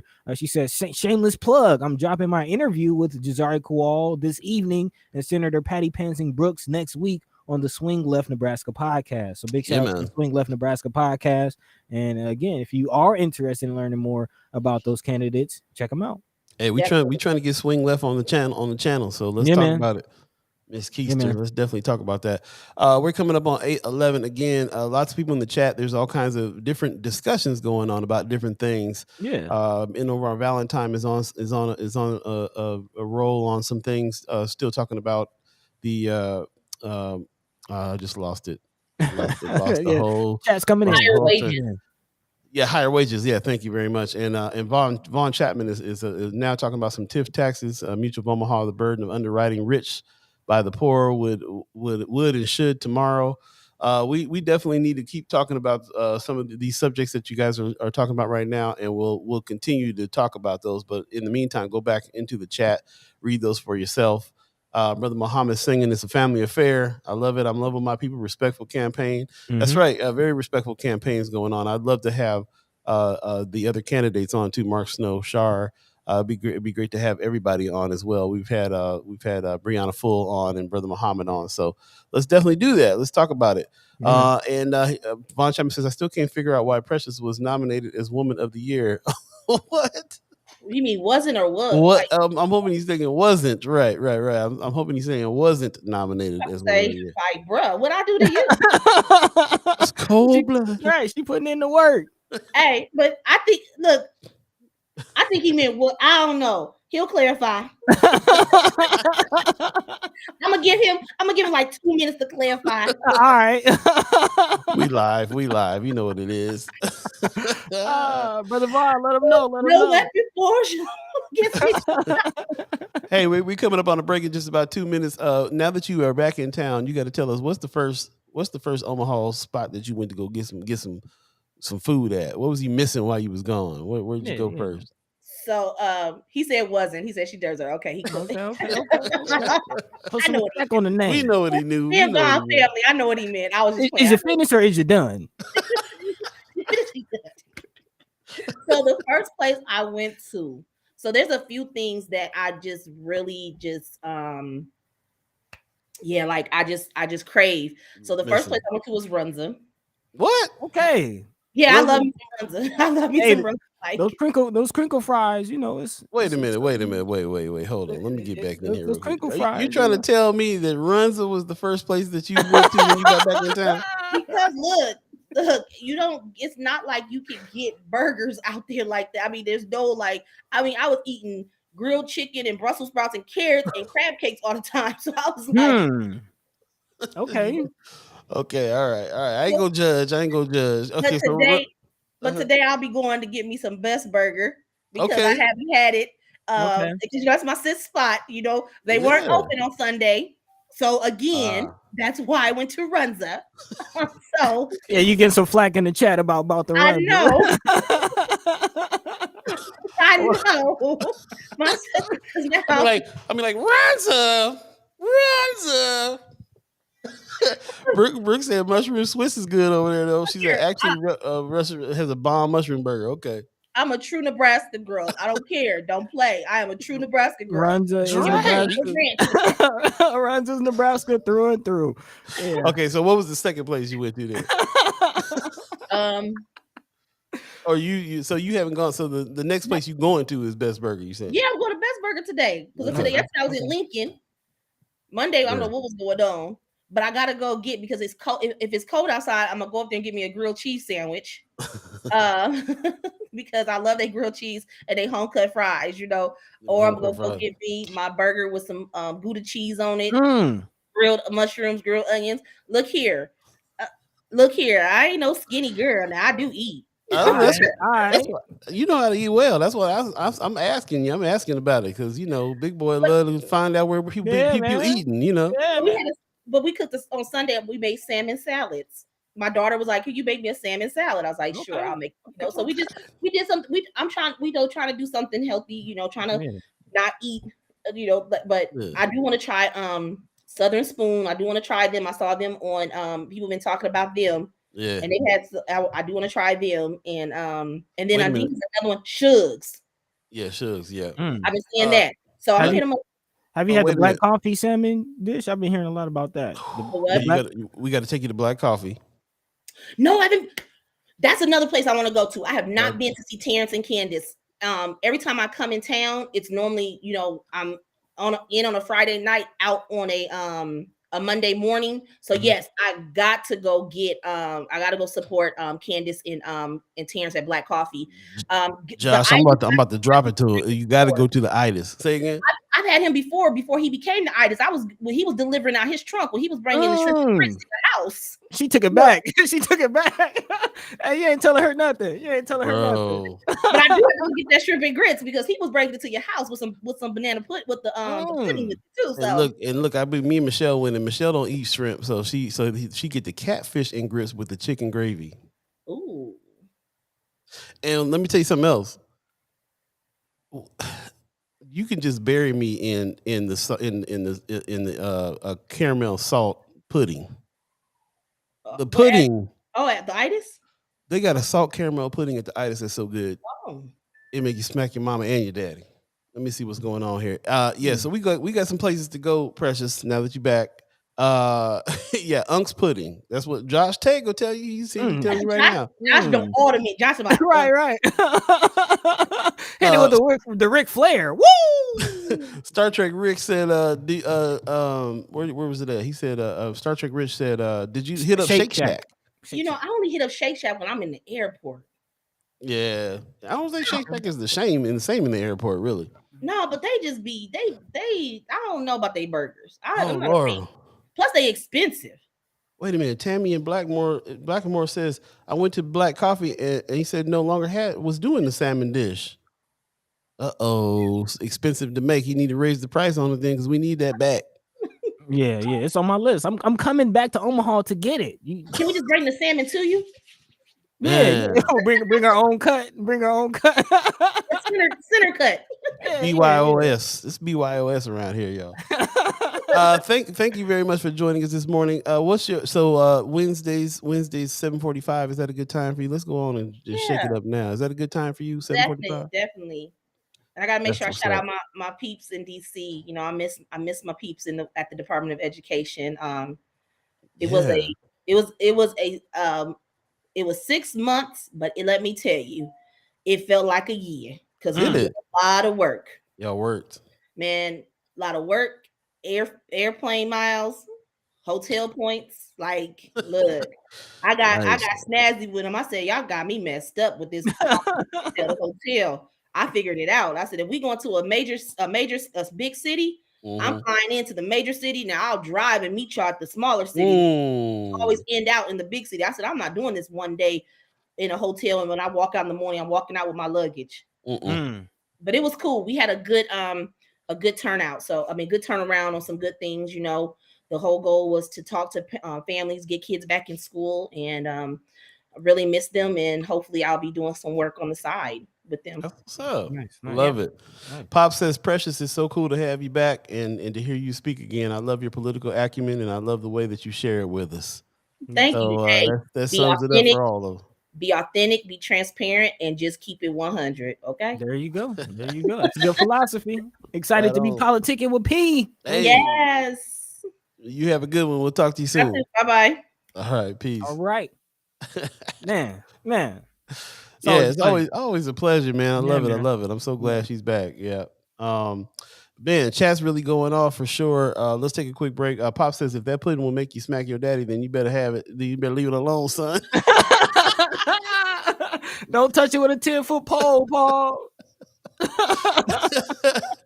Oh man, that was a good one. Let's take a quick break, man. We'll be right back. Again, you're listening to First Sky Omaha Radio. First Sky Omaha in the morning. Let's see where we're at these days and what's going on here. So stay tuned. Everybody's going off in the chat in a big way. Go back and read the chat. I'm gonna go back and try to catch as many as I can as well. Yeah, man. Again, stay tuned. First Sky Omaha Radio. First Sky Omaha in the morning. In the morning. Yeah, man. In the morning, man.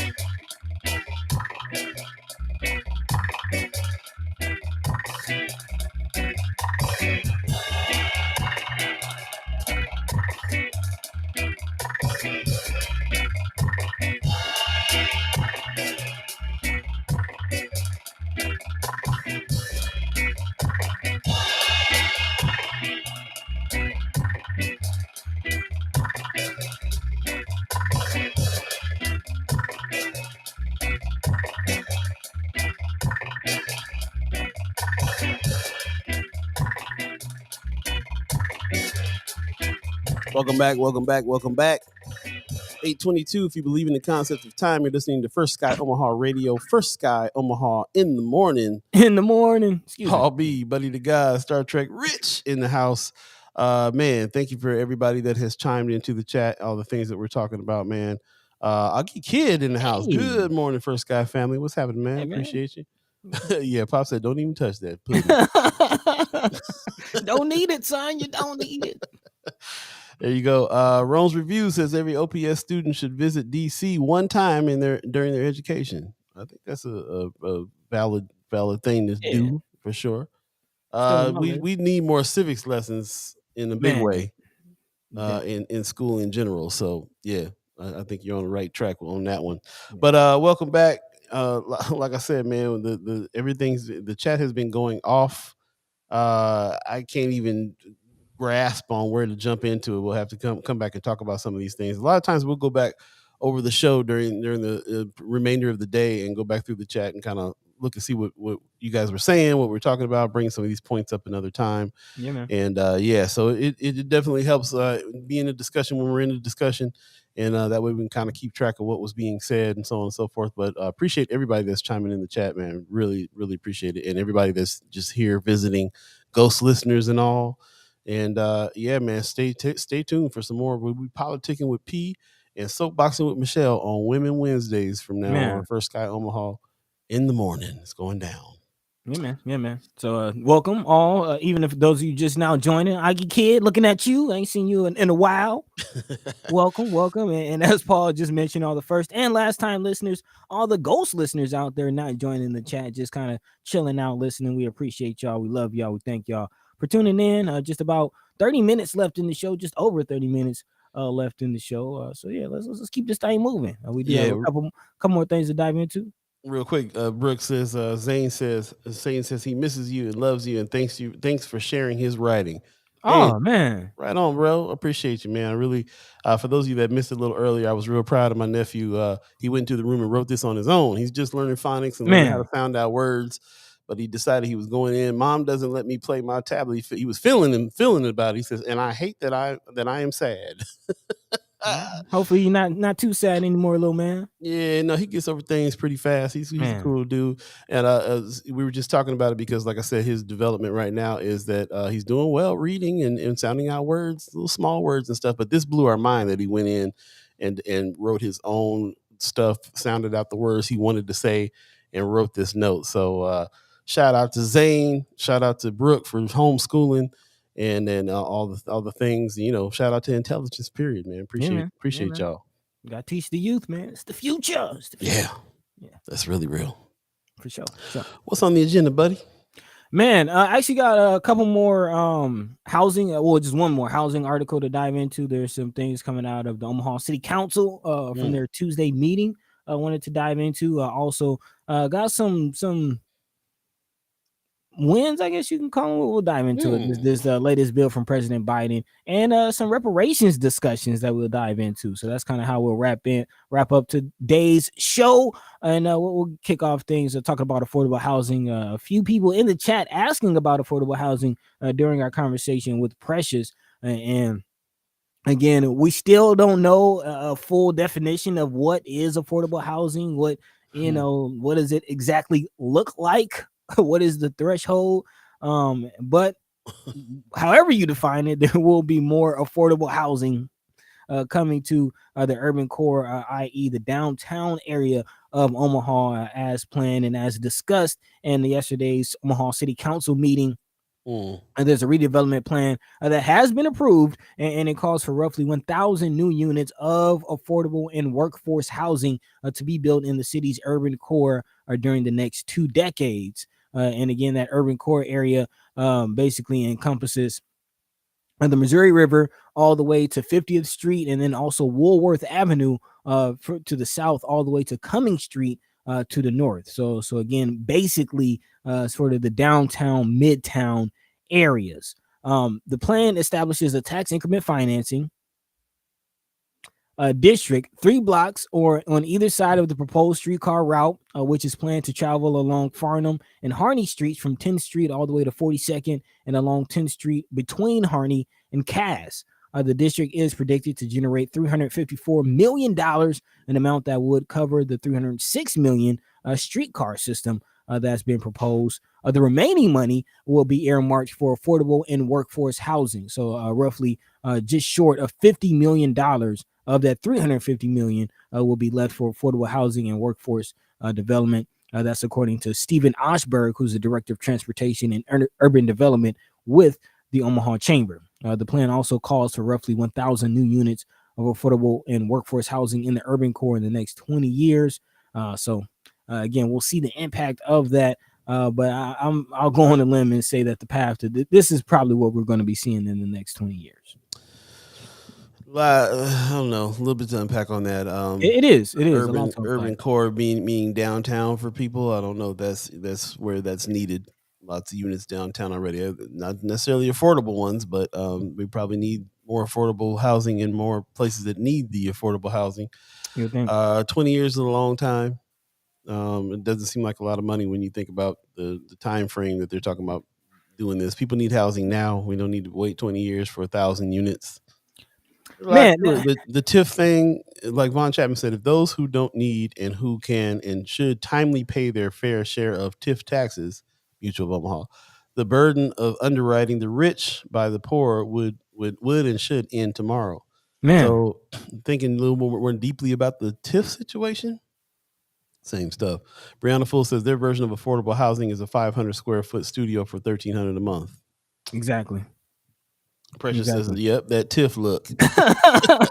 y'all know what it is, man. Y'all know what it is, and this is just it's ridiculous. That's what it is. Yeah. It's ridiculous. And my whole theory on this 20-year thing, again, where will we be? Where is North Omaha in this plan? That is my ultimate question with all this. I think that they're not planning on us being around within the next 20 years. I mean, yeah, I mean and look at, like I said, the first thing I was talking about was where it's directed. Downtown, like, that what is that going to mean for North Omaha? What is it? Look, they're not there's not a plan. I don't think there's a plan for that as much as it should be a plan. Augie Kid said a little earlier, he said, them air quotes, but he threw up when he said affordable. Tell me that housing is about to become even more clapped. Yes, sir. Also, 20 years is probably the time phrase they've set for themselves to complete their gentrification process. Brother Omar Valentine says, people do realize that based on the area cited, the housing would only be affordable for those already living in that area. It's all about the data. Aerials 402, tax increment financing projects by taxpayers should be open to the public? ? I don't know. We have we yet heard of a project that was using TIF dollars that we were like, that's a good use of TIF dollars? No. Not yet. Not one yet. Let's run down the gambit. New Mall, the former Crossroads Mall, that's TIF. Library, but not the new. The TIF is not being used for the new library. The TIF is being used for the what did Jakeem be saying? No, the TIF is It's not being used for the library. It's used for the Mutual of Omaha building. They're not using TIF funds to build the new library on 15th or 14th or wherever it's at. I thought they were using it for that too. But yeah, the Mutual of Omaha building is using big TIF Mutual of Omaha building. Yeah, it's not the library. Oh, Brianna Full says, I think the union used TIF. Okay. That's one. There's one. That's one. Von Chapman says they're building prisons as affordable housing for those targeted North Omaha. Right. There you go. What I was saying earlier. That's what I was saying earlier. Ricketts thinks he already is solving the housing situation. So why would he use that loot? What do you mean? I'm building 3 new prisons. Plenty of housing. What do you mean? We got recreation areas. and from their jail cell, they can see the lake that we're building. Oh, got views. Brooke says, I don't know exactly what this means, but I keep getting notices about them trying to rezone my area to urban development. Well, that's another part of it. That's another part of it with this whole urban core mobility, the plan. There's a plan for more density there, and all of these apartments that we've been seeing over the last couple of years. The writing has already been on the wall. Omaha is getting denser and denser and denser, and they're not spreading out. They're going to build up. So therefore, the units are going to get smaller and more expensive. Matter of fact, one of the friends at First Sky Omaha told me in confidence that they have seen developers come in and tear down like historical buildings and stuff like that to put up apartment buildings. Yeah. That's the major development that's happening all over the place is going to be units, not single family homes, not any kind of neighborhoods. Nope. Especially when they're talking about downtown, north downtown, and north side. Yeah, it's density. Urban density is going to increase. I feel like tenfold. So, down around 16th Street and, down around Ames over there, all that area over there that is really predominantly black single family home areas. They're trying to rezone. This is what Brooke is talking about. They're trying to rezone to this definition of urban. That's why I had to move. That's why I had to move out of my old apartment. The apartment that I was just in down here, they rezoned it. It was rezoned into like and I don't know what the new zone area was, but it's being basically cleared out for more condos in a larger apartment complex. I was in a quadplex, so small building, 4 families and actual families. It was kids, 4 families in this. We all are being phased out so they can build a big sprawling more units.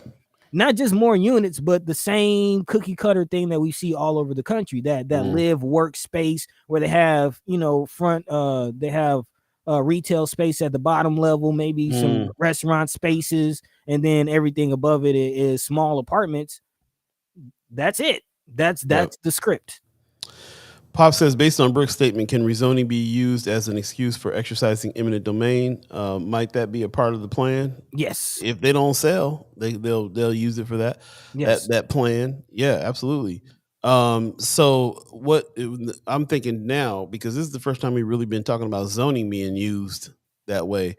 I'm sure that we have some kind of way, but this is on top of my mind right now. We should get Manny, who used to work at the zoning office. Manny About Town on the show, talk about some of this stuff. Maybe he can connect us to people that are working in the zoning office now and kind of understand what the plan is with this whole urban thing. Because if you can come in and take housing out from under people because you've rezoned the situation, and now developers are going to come in and put apartment buildings and stuff like that in the places that these single family homes that have been there forever are. That seems very, very illegal and ridiculous. So, yeah, there's got to be some. So then, what's the process for regulating the zoning office? Right. Brooke says, "I wonder if this is an extension of the whole north of downtown Creighton development." Yeah, I mean, nobody's going to develop in the area that they're not expecting to be developed around. Yeah. Nobody's going to develop in the area that they expect to remain dilapidated. True. They're expecting density, but there ain't much to do here. There's no industries for the things that people want to do. Everything's nonprofit or worse. There's no parking. I expect all of this to drive even more people away from the state in mass. Aggie Kid. Yeah. Brother Valentine says, shows you the importance of census data and voter registration. This is true. There you go. A lot of this stuff got changed up because we were underrepresented in the census. Wanda Lewis says they will take out 4 single family dwellings that might house 16 to build a structure to house 60 or more. Yep. Yep. And, like I said, they might use zoning laws to do it, eminent domain, all kinds of stuff. Erica Fell says, I encourage you to look at Omaha Missing Middle Housing Campaign. This is something that just came up, too. I hadn't even heard about that till today. There is a need for a variety of styles of housing in order to bring a community back. Middle housing brings grocery stores and small businesses mixed with housing to create actual communities instead of sprawling suburbia like where I'm at. No business in walking distance. Mm-hmm. Von Chapman says, vulture capitalists benefit from rezoning. Yep, it's time to take some deep dives into the zone situation, rezoning for sure. Okay. Yep. So I'm looking at this middle missing housing campaign. And it's basically as just mentioned, talking about the variety of housing, saying that this is fairly accurate as far as my observations. You either have a detached single family homes, so the smaller dwellings that we see in North and South Omaha, or the mid-rise dwellings that we see with the former hospital, Benson Crossing, or just all of the developments that we've been seeing in Omaha as of late. Those are all mid-rise developments. What's missing and what's starting to disappear, as just mentioned, are the duplexes, the fourplexes that I was just pushed out of. Courtyard apartments, like with the Ernie Chambers courtyard, bungalow courts, townhomes, all of these things are disappearing, and these are definitely the things that create and shape communities. Yeah.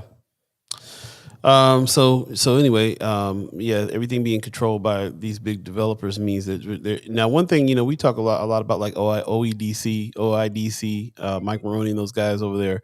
When they did some development, they did a variety of different kinds of development. They didn't just build apartment complexes all over the place. So that, that's one point to them, to their credit, on trying to maintain communities. But bigger developers are coming in now and taking over big swaths, especially like in what they call North Downtown, which we still call the North Side. Right. And we're sitting there, we're witnessing it all around us, huge apartment complexes. And I can attest to the kind of mid-range, is that what you call those apartment complexes that were coming up? You call them basically, yeah, the missing middle is what they're calling it. So the apartments that are coming up aren't affordable housing either. So right. So to justify that, they're doing, like the apartment complex that I'm in, Benson Lights, has been built and by the way, it's right across the street from the towers, which is always a crazy dichotomy to be just look out the window and see the towers, and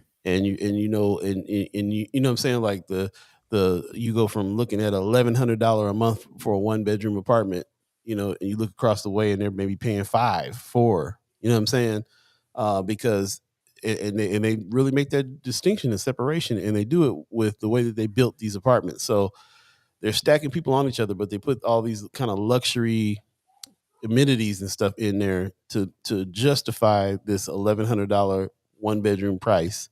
Got 2 bedrooms in there, like $1,600, something crazy. And it's still only a few, you know, 650 square feet or something like that. It's not a lot of square footage, but you got a washer and dryer inside, and you got, you know what I'm saying, you got some things that people they're pushing that limit, man. They're like, this is supposed to be affordable, but it's not really affordable. They're at the top, you know, they're feeling like they still want that premium price, but they're doing it by stacking people on top of each other still. Packing them in like sardines. Packing them in. They got high ceilings, and so it's not so, you know, all the little tricks to make it seem like you got more space than you have, or that you're not in a situation where you're packed in like a sardine. So Muse and Tip Top. Brother Valentine says, who is the subject matter expert to lead this effort in the community? Few are trying to tackle multiple issues at a time while still being on someone else's payroll. I always thought about that too. It'd be a good thing to try to separate some of the, you know, we definitely have these evergreen issues, and we can start listing them now. Like, what efforts can go to which ones? How can we assign part of our team to concentrate on one part of it and make some progress? These are good questions. Just to break in for a minute, what we're talking about, Paul Fieldman, who's a friend of First Sky Omaha, says arriving at state capitol to meet with state senators advocating for LB 920 and North O recovery legislation. Terrell McKinney, Justin Wayne, Steve Lothrop continuing fight for criminal justice reform. Session streaming on Nebraska Public Media app or website. So appreciate you breaking in there and giving us that breaking news about you getting there, what you got going on there, and for us to kind of look and see what's going on.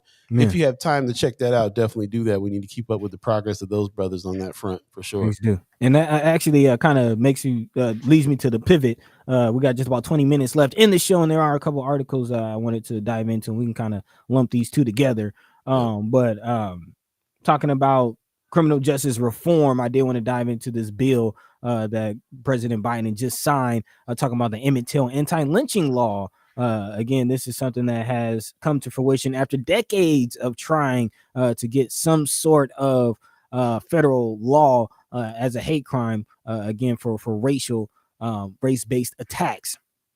And President Biden did just that with the signing of House Resolution 55, also known as the Emmett Till Anti-Lynching Act, which makes lynching finally a federal hate crime. Biden said in his remarks while signing the bill, lynching was pure terror to enforce the lie that not everyone belongs in America, not everyone is created equal. Terror to systematically undermine hard-fought civil rights, not just in the dark night, but in broad daylight. Innocent men, women, and children hung by nooses from trees, bodies burned and drowned and castrated. He also added their crimes: trying to vote, trying to go to school, and trying to own a business or preach the gospel. False accusations of murder, arson, robbery, simply being black. Often the crowds of white families gathered to celebrate the spectacle, taking pictures of the bodies and mailing in the bus postcards. Biden also acknowledged that the law is not just about the past, it's about present and our future as well. He says, from the bullets in the back of Ahmaud Arbery to countless other acts of violence, countless victims known and unknown. It's 2022. We're just now getting an anti-lynching law. What are your thoughts on this? Well, it's my first thought was it's obvious to us that this is taking way too long, and how ridiculous that it's 2022. But if you come from it being a day out, it's a picnic, which is the reason why we don't really say picnic too much anymore, because they was picking nicks to go hang. Yep. And bringing food and having a big party around a lynching. and taking pictures and with the body, burning it, and then using them for postcards to send to each other on Christmas. I've heard stories of them actually taking pieces of the body and like holding them as keepsakes. Yeah, it was like an amusement park situation, like a freak show type of deal. It was also freak shows and stuff. Was sideshow, right? Yeah. So when you come from if you're a country that was cool with that being a sideshow 90 years ago, 80 years ago, then yeah, I guess by 2022, you can make it against the law finally. So that was my thought. My first thought was, of course, to us, this should have been done a long time ago. How ridiculous that we're in 2022 just now getting the anti-lynching bill. But when you're in a society where it was an amusement, it used to be a sideshow. It seems, it's kind of right on. It kind of seems like the timing is right for them. Yeah, and my mind goes again to your point, the how is applied currently, what does it mean for present day, and my mind automatically goes to, will this be applied to officers? How far will this application go? And I think it's important to know how this bill defines lynching. The law defines lynching as a conspiracy to commit a hate crime that results in death or serious bodily injury. That's pretty. It's pretty. It's more broad than just roping a tree. Right. It's pretty open. It's pretty open. Congressman Rush, actually a spokesperson for Congressman Bobby Rush of Illinois, emphasized that the new law ensures that the definition of lynching is more than someone getting hung from a tree, which is definitely important. Although, as has been reported in recent years, that still happens. Katie L in the chat, appreciate you, says the law is not just about our past but future as well. She also says, excellent question. I can only hope it holds officers accountable. Sure, definitely those who have been found to be a part of hate groups and nationalist groups on Facebook and other social media sites. Areas 402 says, always amazing me that there are still people alive during terrible times like these. I was thinking that too. There's people that whose grandparents went to these sideshows. Man, they were little kids at the sideshow.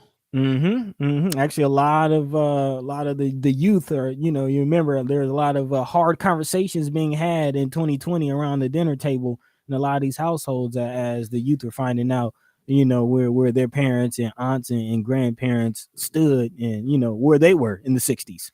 Yep. It'll be interesting to definitely keep an eye on what this means since it's brought more broad than I expected it would be. So yeah, like Von Chapman says, the questions are so what has changed for Black folk? Are we still being castrated by eliminating polling places, killing Black folk disproportionately by police? Right. That's the question that we're coming up with. Can we apply any of these anti-lynching laws to the way that to knees on necks? That's my question. Sarah Caffell says, and they're in office making decisions regarding us in businesses today as well. Right. Brooke says, this is 100% off topic, but looking for sports, swimming, and martial arts programs to put my 5-year-old in this summer. Does anyone know of any in North Omaha? So yeah, definitely want to put that out there. This is a good resource. Yeah, pop it in the chat. If you have any resources on that, for sure. Miss Erica Felt looks like she has some good programs there. Yeah. Very interesting stuff, and I guess you can call it a win. They're saying it's a very historical signing that Biden did on this law.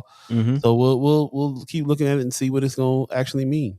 Yeah, and I guess to answer the question as far as what does this change for us, we now have a law that we can possibly weaponize, to our defense, because before attacks on us wasn't seen as, it was the bar to get these things looked at as hate crimes was very, very high.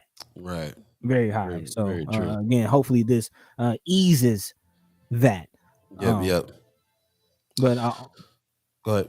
Also, I just kind of wanted to wrap up with this Grio article on the reparations, because while we're talking about anti-lynching and getting laws on our side, there's also some financial things that have to be settled when you look at history as well. And there is a first in the nation task force out in California, the task force on reparations. But according to this Grill article, they are at a crossroads. Members are divided on which Black Americans should be eligible for compensation as atonement for slave system that officially ended with the Civil War, but of course reverberates to this day. Some members want to limit financial and other compensation to descendants of enslaved people, while others say that all Black people in the U.S., regardless of lineage, suffer from systemic racism in housing, education, and employment. The task force could vote on eligibility on Tuesday after putting it off last month. And also Governor Gavin Newsom signed legislation creating the 2-year reparations task force back in 2020, making California again the only state to move ahead with a study and plan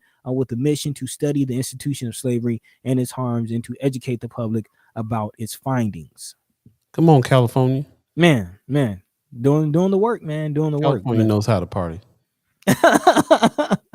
I'm definitely going to pay more attention to exactly where this is going and what they're doing with this. I did hear about this becoming into law, but hadn't really heard any decisions or anything really coming out of this task force.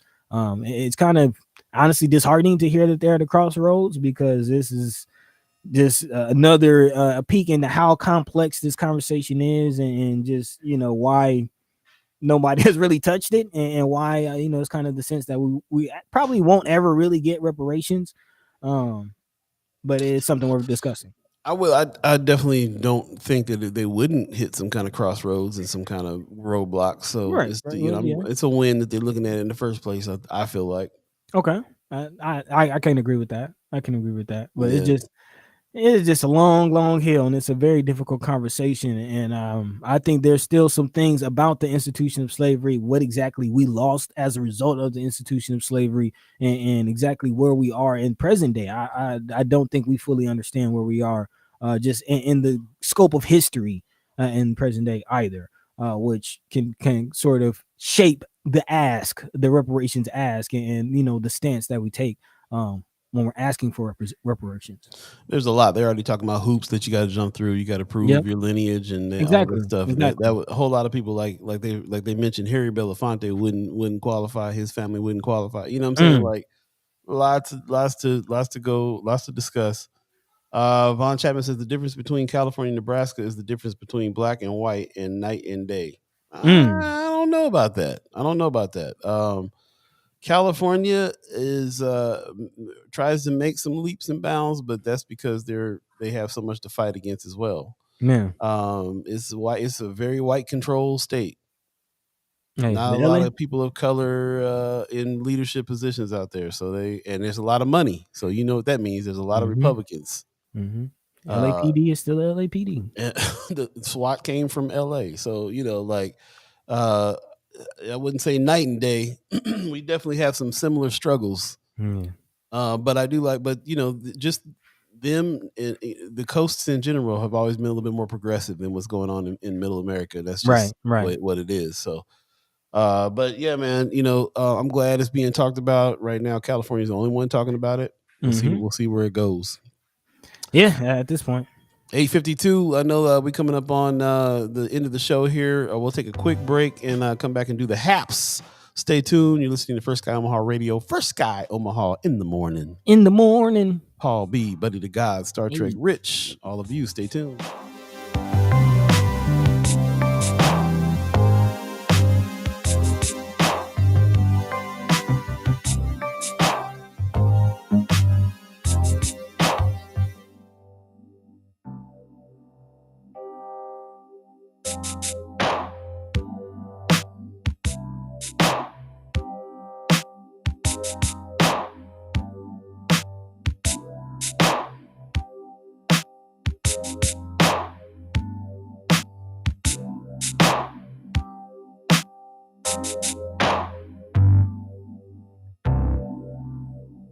Yo. Time for the Starfleet Daily Meditation. Buddy likes to call the Trekkie words of wisdom. Yeah, man. Today is from Data, that mad android.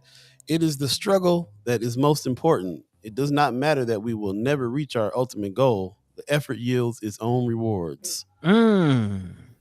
Yeah, it's pretty deep. Well, apply that to what I just said about reparations. The efforts yields its own rewards. Okay. Might not ever see no money. It's worth discussing.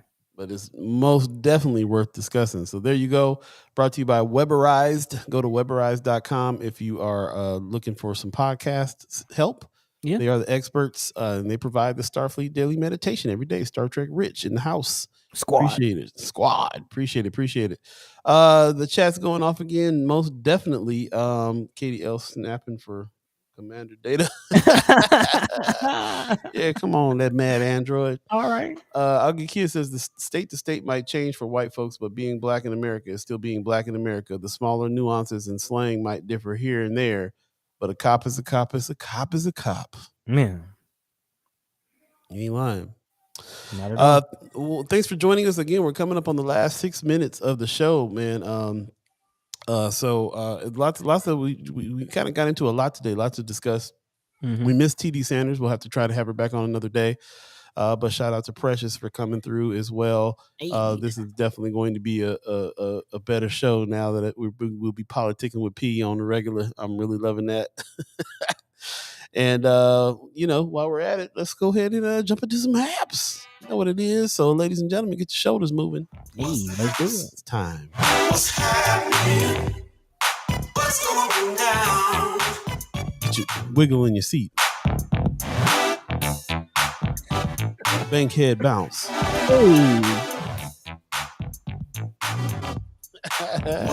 Ladies and gentlemen, time for the haps. That's when we talk about a few things that we think you need to be checking out, and also time for you to let us know what's going down and coming up here for the rest of the week and the weekend. Buddy, let's jump into it. You got some haps for the peoples? Yeah. I got a couple things going for the peoples out there. I do want to let them know about some COVID stuff. There's a announcement from the CDC that they're now recommending that certain immunocompromised individuals and people over the age of 50. So some of y'all's out there do receive a second booster. They are recommending a second COVID booster for those who are over 50 and qualified as immunocompromised and receive the initial Moderna or Pfizer BioNTech booster dose at least 4 months ago. So again, if you're within that 4-month window over the age of 50 or immunocompromised, they are suggesting that you get a second booster. The Public Health Agency also said adults who received a primary and booster dose of the Johnson & Johnson at least 4 months ago may now receive a second booster as well. And you can get either the Moderna or the Pfizer, so you can mix them. It doesn't necessarily matter which one you got initially. So again, if you were wondering or interested in a booster, the window has been open. You've got the green light. So look into that. Also coming up, there's an event with Omaha 360, a Violence, Justice, and Reform Summit, solutions to close the gaps. That's going down Saturday, April 2nd, 2022. A lot of heads will be in attendance. Brother Terrell McKinney put some respect on his name. Senator Justin Wayne, also A. Jamal Benden, Levon Stennis, shout out to Leo Lewis, board president of the Malcolm X Memorial Foundation, Ricky Smith, Wayne Hudson, a few other. Jasmine Harris will be there as well, and they will be discussing the issues of trends and current state of arrest, sentencing, incarceration, violence prevention, justice and prison reforms, resources for returning citizens and recidivism, just to name a few. So again, if you are interested, there is a link to register, and again, that is through Omaha 360. Lots of logos down there at the bottom. Yeah, man, a lot of people involved. Lots of organizations. I love to see the collaboration though. That's what it's about. Yeah, that's what's up. Let's see here. Anything else that we got going on? We did not talk about the Maha situation. Oh man.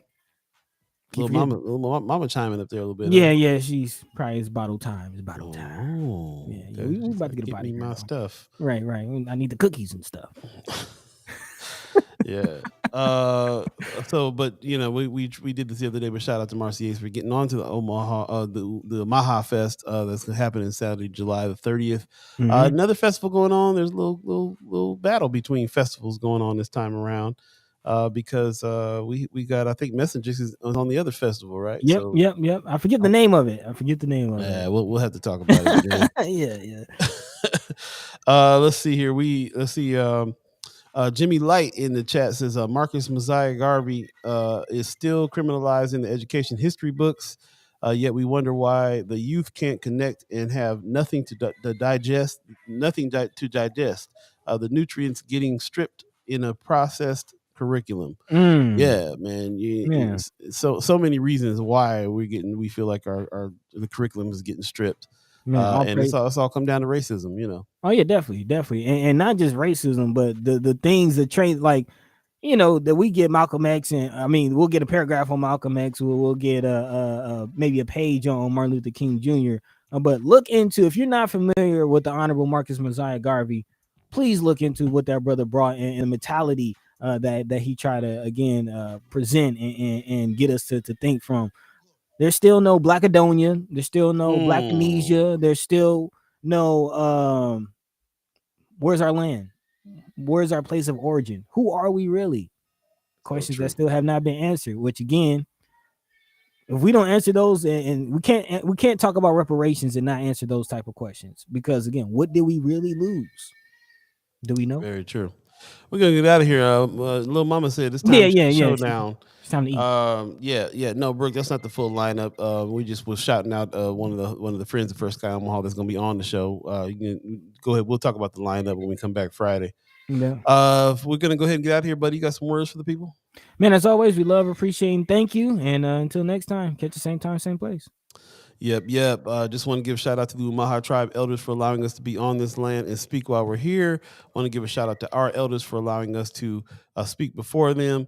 Want to give a shout out to all of you, the chat chimers, who make this conversation possible. Sorry I didn't get to so many of the chats today. It was kind of all over the place, and I try to read the comments that are relevant to the subjects that we're talking about at the time, and then try to go back and then jump into some other stuff, and sometimes I fail on that. So I apologize for that, but please keep those things coming. We really need to keep the conversation flowing, and even if we didn't speak about them today, we'll definitely speak on some of those things in future shows. Speaking of future shows, you can always go back to YouTube and Facebook and watch the shows in its entirety if you've missed some portions of it today.